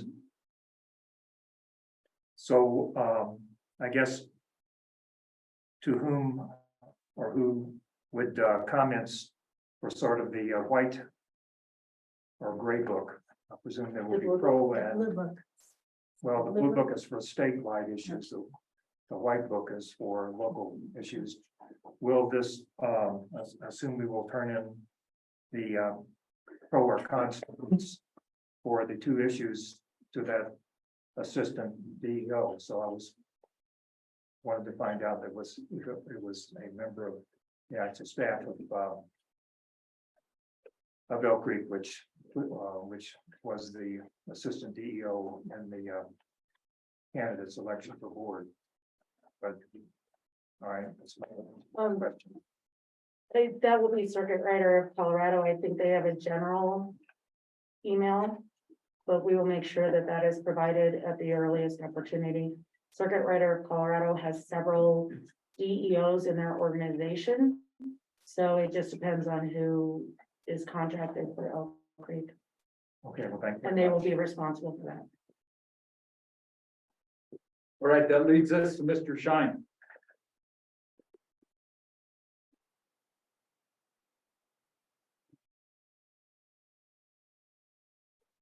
Hi, me again.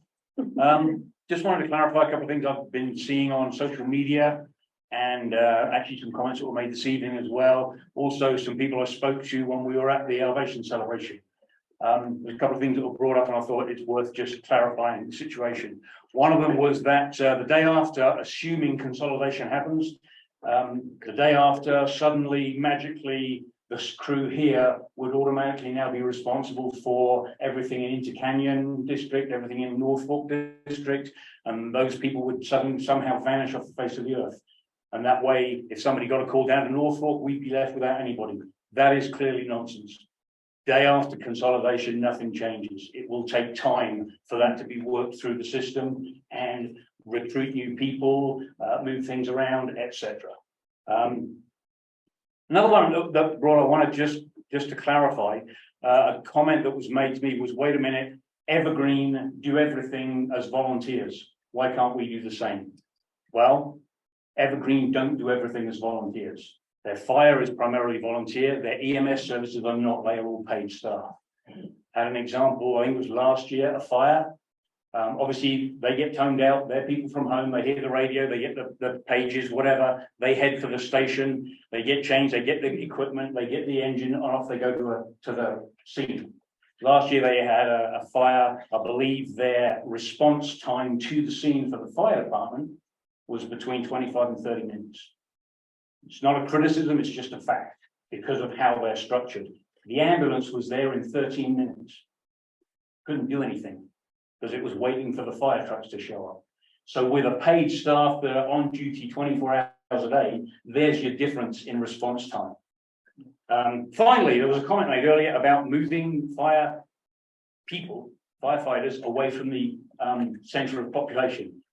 Just because I was curious, I Googled it. Here to King Supers, I figure that's as good a place as anywhere to guess in terms of center conifer population, 3.9 miles. King Supers to Inter Canyon Station 3 on 285, guess how much? 3.9 miles.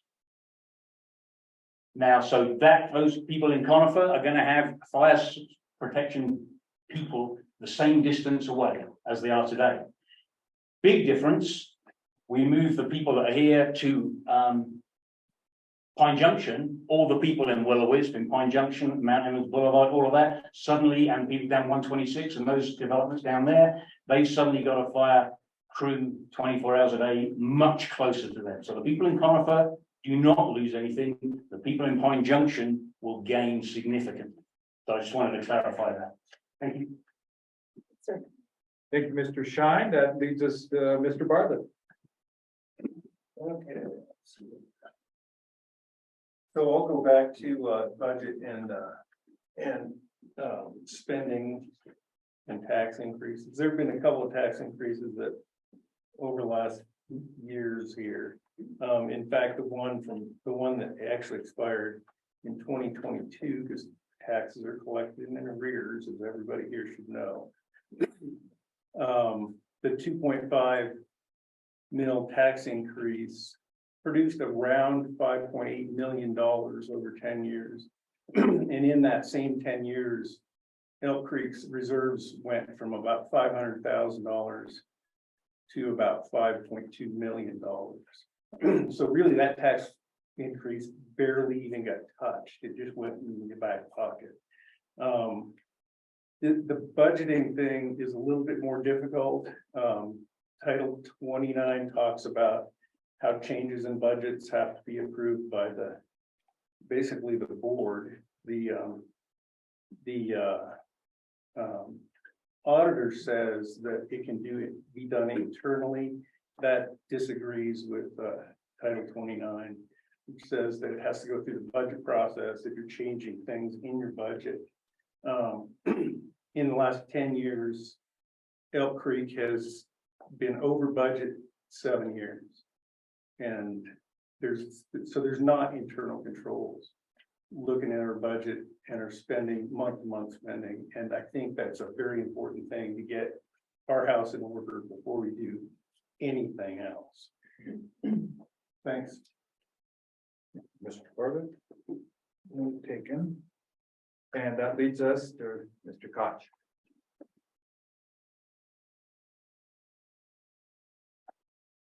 This will all me. I think you've heard this evening and we see on social media, two disparate views of what the future of this district or its extension is going to be. And I would characterize, well, they are almost polar opposites. One I would characterize as being based on hope, the other on fear and accusation, sometimes with mixed innuendo. One based on fact, the other based on opinion and sometimes outright fantasy. One based on trust, the other on suspicion, often of conspiracy, which I think is hard to defend. So this is the consolidation versus the against consolidation, the change versus stasis. And given the ballot measure that's just been agreed here, one could even argue that there's reversion to something prior to where we are today, in the event that the motions do not pass. I would liken this really to something akin to dating. We dated North Fork, we dated Inter Canyon. We're now engaged. And I don't know about you, but those of you who are married probably were engaged at some point. And you probably, when you got married, had some surprises.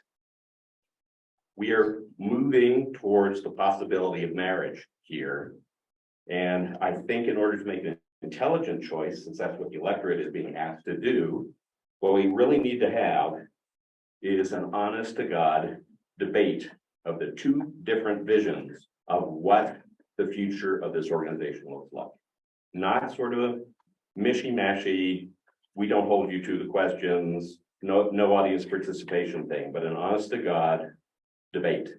Let's get this in front of the electorate. Let the voters be able to compare notes on the pros and the cons, and then go to the polls. And that's all I got. Thank you. Thank you. That leads us to Ms. Wagner.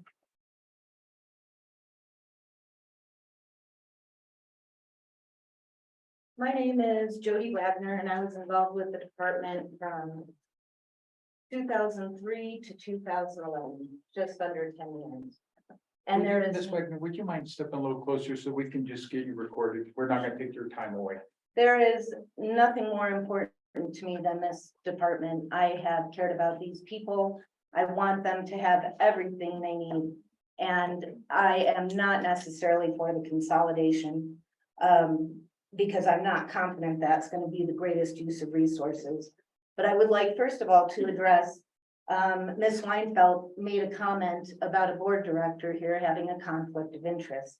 And I think it's really important for everybody here to recognize that our board president is and has been for the last 10 years tightly affiliated with the IAFF. Oh, no, not 10 years, 31.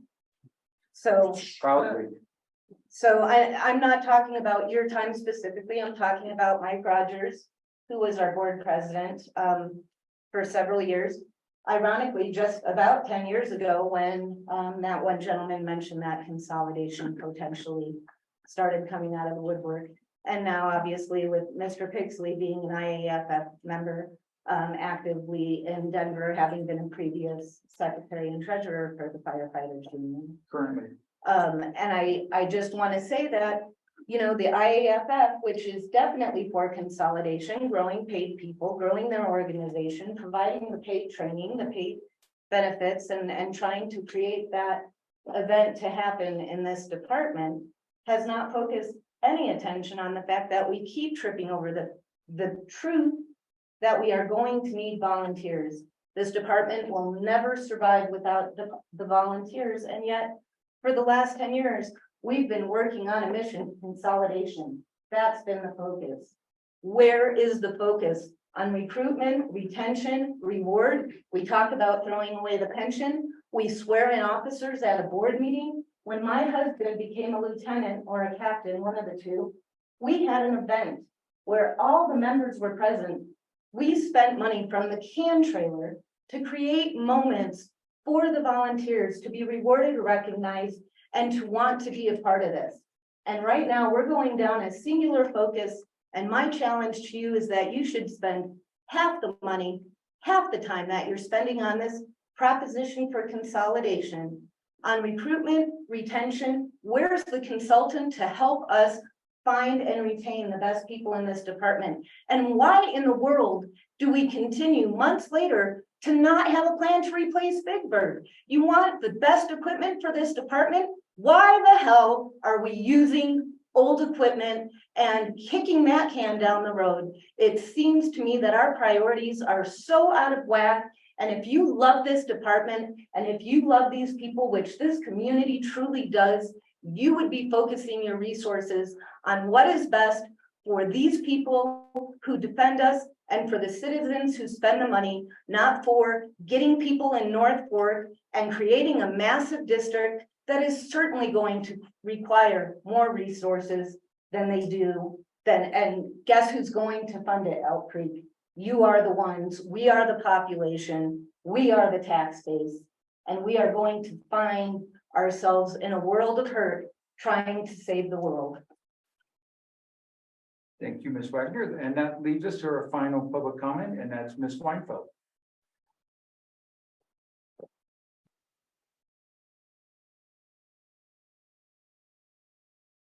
My intent of the last time I came up here to speak tonight was I wanted to help some of you put a face to a family member.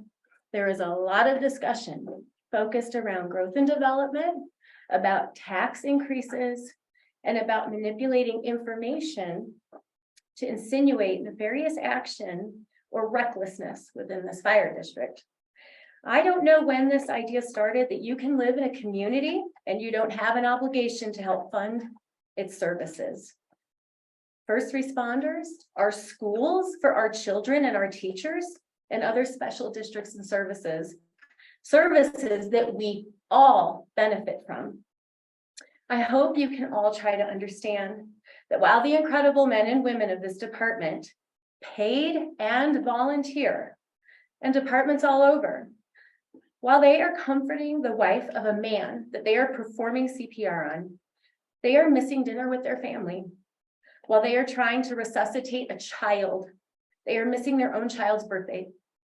While they are rescuing an injured hiker, while they are cutting people out of crashed vehicles, while they are having to pronounce people deceased, while they are putting out house fires, while they spend days on wildland deployments, they are selflessly sacrificing time, holidays, celebrations, and memories with their own loved ones. Because it takes an incredibly special human being to do this, whether they volunteer that time or whether they are paid to do it. And it is not simply because they are paid to do it. I mentioned earlier that I am from a family of volunteer firefighters. Every Sunday, we would go to my Nana and Papa's for dinner, a family dinner.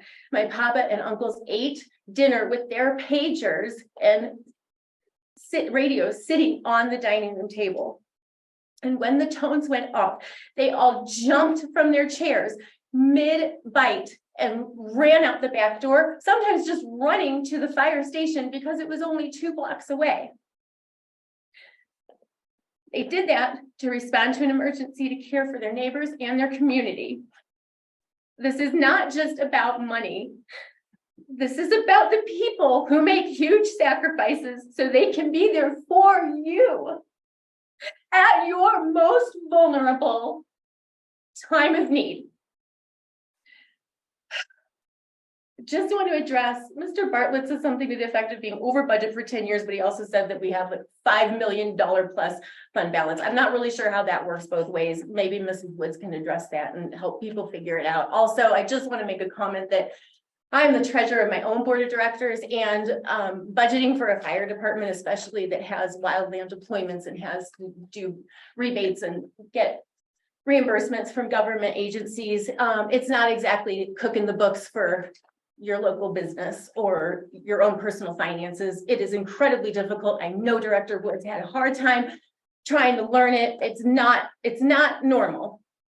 And so if you have questions about the budget, direct them to Sharon Woods and stop manipulating information. There's nothing nefarious going on with this fire district, and they deserve your unending support. I urge a yes vote on this consolidation and on this ballot measure in November. Thank you. Thank you, Ms. Lanfeld. All right, so we are going to jump back to our last item of new business, item number 6. And I'm gonna go look at the. okay. So if you would give me a 1 minute, actually, we'll have Cole. I have food, that's one. What did you say? I don't know. I think she said she's gonna use the restroom. Oh. Right, we're gonna be on a bathroom. Oh, I know. What are you doing? Like stuff? Yeah. And what I think is going to happen is he's going to try to finish his phone call, and we'll start the discussion after you make your motion, or after we make a motion, get a second, we'll start the discussion and address this issue. And I appreciate your patience. Yes, yes. I just want to ask a question. When you were talking about the lady that's gonna do the minutes, did anybody ever discuss how long she's gonna take to do this and how rapid those minutes will be posted? That's, When I saw the motion, I called Director Devaney. So actually, there she is right there. Director Devaney, there was a question about turnaround time before the posting of the minutes. What do you mean? So if, Kathy since we are Gross. going to retain Kathy Gross, what is the turnaround time from the completion? What do you anticipate the turnaround time from the completion of the board meeting to the posting of the minutes? She typically completes them within 24 to 48 hours, in my experience. and then we did, So keep in mind that the minutes have to, like, she can take them and do them, and then we have to approve them.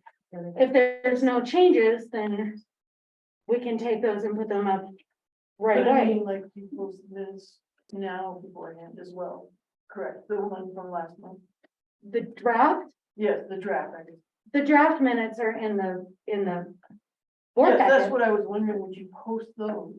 Would she post those, and what's the turnaround time on that? She would provide them just as Secretary Baker or myself does. She would provide them to Barb to put into the board packet. So The minutes are not posted and they are not technically for public. They're draft until the board approves them, so posting them on the website is not something we would do until they're final. And that doesn't happen until the following meeting. Does that make sense? Okay, I guess so. I want to make sure you understand, like, so we're taking minutes right now. Those will get added to the board packet for the September meeting. Because you can. Yeah, and once they're approved by the board, then they're final and then they can be posted. Like the ones that we just approved tonight for July will be finalized and we can get them up on the website. And that's typically just turnaround time for whomever is posting. So, does that make sense? So about a month is what it sounds like. From the meeting to the posting, yeah. But that's because they have to be approved. They're not official until they're approved by the board. Okay, thank you, good question, and that will lead us into item number 6 of new business, and the motion maker is here. Would you like to go ahead and state your motion? Yes, I make a motion that the Elk Creek Fire Protection District Board of Directors provide district voters a standalone ballot measure that will extend the currently sunsetting 2.5 mil levy by placing the following tax extension measure language on the November ballot. And essentially, this is language that was put together by, I plagiarized it from Mr. Camille. And it says as follows. So real quick, we have a motion made that, Go ahead. that we accept let me get this right, the standalone ballot measure to extend the 2.5 mil levy. That's correct. Okay. As a standalone ballot measure. To approve a standalone ballot measure to extend the 2.5 mil levy. Yeah. Is that how you would like it worded? Yes. And do you guys have that in minutes? Yes. Okay, And I second that. okay, and there, we have a motion made by Director Newby to accept the standalone ballot measure to extend the 2.5 mil levy, is seconded by Director Devaney. Discussion on the motion, that's the motion. So I think for reasons that have been discussed here tonight, I think this is very important that we protect the sunsetting 2.5 mils. Irrespective of whether consolidation happens or doesn't happen. I view this as our obligation to protect that revenue. So that would be my discussion. Okay, as a point of information, we've only had this in front of us for this shy of 2 days. I am curious as to the validity of the legal context. So, yeah, let me respond to that. This is draft, so we can certainly modify the language. As I say, I lifted it from Mr. Camille's proposal. The only thing that I changed was I eliminated the debrucing language. Now, we can talk about putting that back in there, why we might want to do that or not, but just conceptually, I think it's important for us to protect the sunsetting 2.5 mils. Okay. At a conceptual level. As another point of information, are you saying that as this draft form that was presented to us, we should evaluate it and come back with modifications to that? Well, what I'm saying is that Mr. Camille is going to have to review this, so, and he's going to have to advise us as to the next steps. What I want to discuss here tonight is get the board to agree to protect the 2.5 mils with language such as Mr. Camille presented to us previously. Okay, and then So what final? the question that I have is, do we want to proceed? And if we do, then we can take the next steps. Discussion on the motion. I would like Mr. Camille to address whether or not this is even feasible for the general election at this point. So from a procedural standpoint, and I apologize for having to step out, I hope No I didn't hold anything up. So I appreciate the patience there. From a procedural standpoint, similar to how we proposed, in the resolution as far as an actionable item. As far as being able to refer an additional measure, that's certainly within the board's discretion. Ultimately, what it comes down to, I think, is a strategic determination, and I think that's what we kind of spoke about. It came up last month to a certain degree of whether or not to break it out into a separate measure, how that potentially impacts the consolidation component and potential voter confusion as to how they interrelate. So I think one piece of that is that when we initially discussed it, it was actually separating the increase and the 2.5 extension. So in that scenario, you had to have then, you had Entertainment and North Fork with 2 measures. There were, contingent, to be for consolidation. And then Elk Creek, if you did it that way, you separated the increase and the extension, it would be 3 questions that would have to be approved for consolidation. I think that's why we ended up with a bit of a flurry of alternative language in the last, week, 2 weeks, when we talked about kind of what the options are.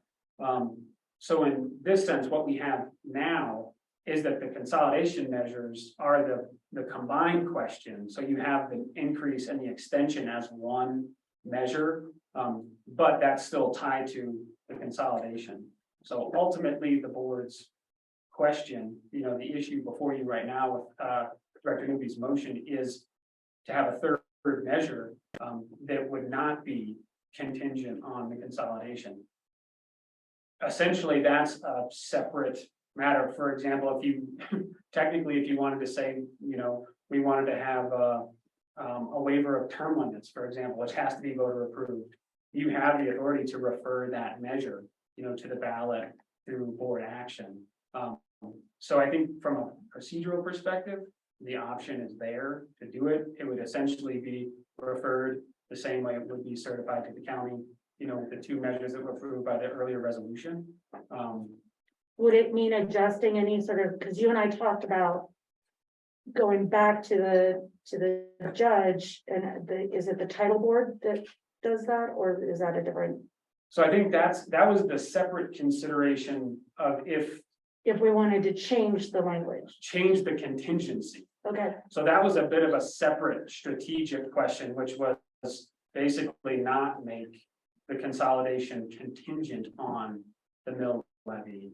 And then essentially you'd be separating the issues. There could be a mill levy increase approved, there could be consolidation approved, and you could have a mixed outcome, essentially. That change would have required some procedural correction because it's always been discussed as contingent through the IGA, the resolution, and through the recent board or court action, that the increase up to 16 mills and the consolidation are contingent measures as far as the process goes. So that's why in the case of if you separated out the measures and you just had the mill levy increase of 3.5 mills and the extension of 2.5, all 3 would still have to be approved for consolidation to happen because consolidation is contingent on each district approving up to the 16 mills. So that's why you have kind of different strategic ways of kind of attacking the issue. I think the proposal here is that since the mill levy measure that's contingent on consolidation is now combined, and that's permitted based on the fact that an extension is not considered a tax increase. So there's a little bit more leeway in how you can draft that ballot language, and it's why it can start without increasing taxes as opposed to the taper required shall taxes be increased for an actual mill levy increase. So that's why it's permitted to be combined. But again, that's with the goal of matching the strategic process of having 2 measures in each of the 3 districts that are the contingent measures for consolidation. This would be a completely independent measure that would not be tied to consolidation at all. It would be somewhat overlapping to a certain degree because you do have the extension language in the mill levy measure for consolidation.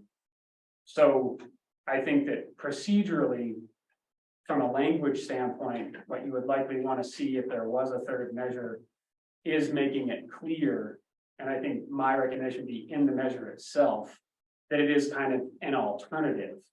It would be like in the case that consolidation is not approved, the extension is approved as to Elk Creek. And just making that clear, because I think that's a unique component. We have these 2 consolidation measures that are contingent, and that's what a lot of the discussion has been about. So if there is a third measure, I think voter clarity and language clarity is significant, but it would be completely separate from the consolidation proposal.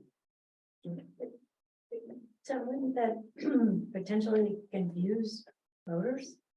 I mean. Possibly. I mean, Well, I'm confused. I'm confused listening. listening to you, so I would think that the voters looking at consolidation, yes or no, looking at the mill levy increase, yes or no, which includes the extension of the 2.5.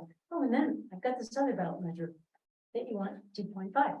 It's like, how does a voter figure this out?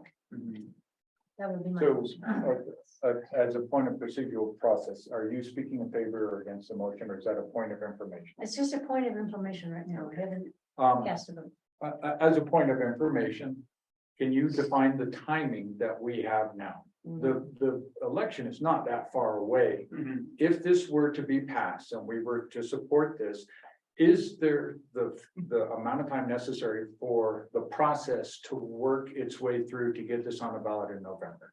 So the drop dead date for certifying the ballot content to the county clerk and recorders is September 8th. So that's the the date that you have to have acted and essentially referred, the language. So in that context, I mean, we're getting close to that. So if, for example, I mean, I think there certainly should be discussion on the debrucing component.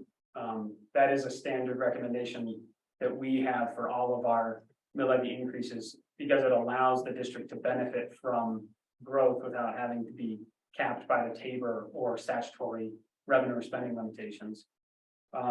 So if we're talking about that and potential clarifying language on attempting to clear up the confusion on its relationship to consolidation, I mean, it would likely, in my recommendation, be that you would need a special meeting between now and September 8th to, substantively finalize the language that the board is approving to add as the third measure. So I think possible, yes, but it certainly will take in pretty short order, a fair amount of action in a special meeting, as I believe your next regular. We're not meeting is till after that. 14th. Yeah. So just a point of information, clarification. So we could modify the language in short order within a few days. We could put together a resolution, perhaps next week, middle of the week, end of the week, we could meet in a special meeting, and then pass that resolution with the new language embedded inside the resolution. Yeah, Correct? I mean, that's certainly doable within a reasonable time frame here, the time that we have. Yeah, I mean, as long as there's agreement on the language. Oh, That's- right, yeah, right. Okay, That's the, Yeah, but I think we have the basis for most of the language already here. I would envision a debate over the debrucing language, put it back in or not, whatever. And then maybe clarification sentence leading into the body of the language that we already have. That would certainly be doable, and just put it in a standard resolution. So yeah, I mean, procedurally, I think it still is, it's not like completely out of the question at this point. It's doable. It would just take that kind of the additional steps and the effort to get it done, All right, discussion on the motion. Discussion on the motion. I just have concerns because this board has voted consistently to say consolidation is what we want to put forth to the voters. So if we do a little bit of a pivot and say, well, Are you speaking against the motion? I'm not speaking against the motion, I'm just speaking. Can I just speak? I'm just asking, can I just speak? If not, then I won't speak. I don't know if you can. I think you need to state your opinion one way or the other. My opinion is I would vote against the motion, to adding this motion to the ballot. That's my opinion. I was gonna sort of talk about it. Mr. Camille, is it, and this is just an out of the box question. Is this something that a community committee could petition to have put on the ballot? Um, Or have we missed, has a committee missed that deadline? For this November, yeah, that it wouldn't be possible to go through that process. That's what I thought. That, But like, that that would, deadline's like August 8th or something. yeah, and you have to go through a little bit of a different process to have a citizen initiated measure. That's why it's slightly different. This is a referred measure from the local government that has the authority to refer measures versus a citizen initiated where you have to do the kind of traditional petitioning process. Okay, and if, hypothetically, if we don't do this third measure and the consolidation vote does not pass, the mill expires at the end of this year? That's what I thought. When is the next time we could put it to ballot? In May or in November? November Okay. of 24, because that would be The next, a Tabor ballot. the next issue, Tabor ballot. Financial, so you're And it only would- able to do those in November or May of a regular special district election. So since we just flipped to odd years, Yeah, so the next special district election won't be till May of 25. So the next Tabor issue election would be November 24. Discussion on the motion. we might need to discuss, so I'm not gonna discuss. Well. Sorry. You can state if you're in favor or against. Just, was discussing. So point of clarification, Only clarification. Mr. Newby, this is a motion to work the language, not a motion to put it on the ballot. To work the language With with the goal of getting it on the ballot. it would have to come to a second vote. Yeah, that's the point. Okay. Correct. Okay.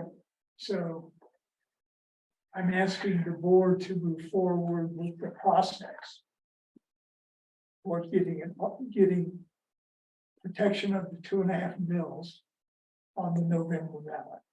Well, and isn't the motion, Yeah. just to clarify, the motion is for a standalone ballot measure. I would ask as Yeah. the motion maker, I'd ask that you rescind your motion and then restate a motion in line with the special meeting context and the things that gives clarity to the minutes and how we're gonna move. Yes. So I will rescind this motion. forward. And then restate your motion as you would like it. I make the motion that the Elk Creek Fire Protection District Board of Directors move the process forward for creating language that pertains to the 2.5 mill levy. And putting that language on the November ballot. We have a motion by Director Novy, is there a second? Second. Second by Director Devaney. You just said the same thing that we said No, I heard, the exploration piece was to different. put it on the ballot. It was exploration, but his goal is to put it on the ballot, period. That was what I heard. You did say that at the end, Yes. for the exploration, potentially put it on the ballot. Process, this board to move forward with the process that would put language on the ballot that would protect the 2.5 mil levy. So it would Is be that how you have it in the minutes? it would be a third Yeah. ballot measure, It is now. a standalone third Move ballot. forward with the process to create a third ballot, standalone ballot measure, subject to a special meeting vote. Yes, best. The Is that, special meeting vote would be to put it on the ballot. yes, Okay, so, but that's not what I heard, so I'm just making sure what I I heard. think that's when Melissa and I are clear. So Hold on. so the meeting that you're asking for would be to explore the language to include on the ballot, not to vote to put it on the ballot. No. No. So we can ask council to create the language for us. We can do that either between now and a special meeting. but we'd have to have a special meeting to actually take that language, embed it in the resolution and pass and vote on a resolution. If I may, Director Newby, council, is that motion, the second motion, is it phrased in such a way that, that we are doing the right thing, that it defines what Director Newby's intent is? In your opinion, yes or no? Yeah, I think with the recent clarification that the motion tonight is not the motion to refer the current language to the ballot. It is to discuss potential revision to the ballot language, have a special meeting, and at that special meeting, it would be a proposed resolution to refer a measure to the ballot. Is that? Okay, let's just make sure we have that down to Director Newby's liking and then reread for everyone, restated for everyone. Okay, I think I have it. Let's see how they match up. Okay. Director Newby is making a motion with a second by Vice President Devaney to move forward with the process to create the language for a third standalone measure extending the existing mill levy to be voted on at a special meeting to be held prior to September 8th. Right. Yes. Are you comfortable? Yes. All right, we have a second discussion on the new motion. Nope, no discussion. Discussion on the new motion. Call the question. All right, call the question. If you would, read the motion made by Director Newby, seconded by yourself. Okay. See if I read it right the second time. To move forward with the process of creating the language for a third standalone ballot measure to extend the existing mill levy to be voted on at a special meeting to be held prior to September 8th. All in favor? Aye. Aye. I'm fine with it. I just as long as we're not making a decision right now. So that motion carries. That motion carries.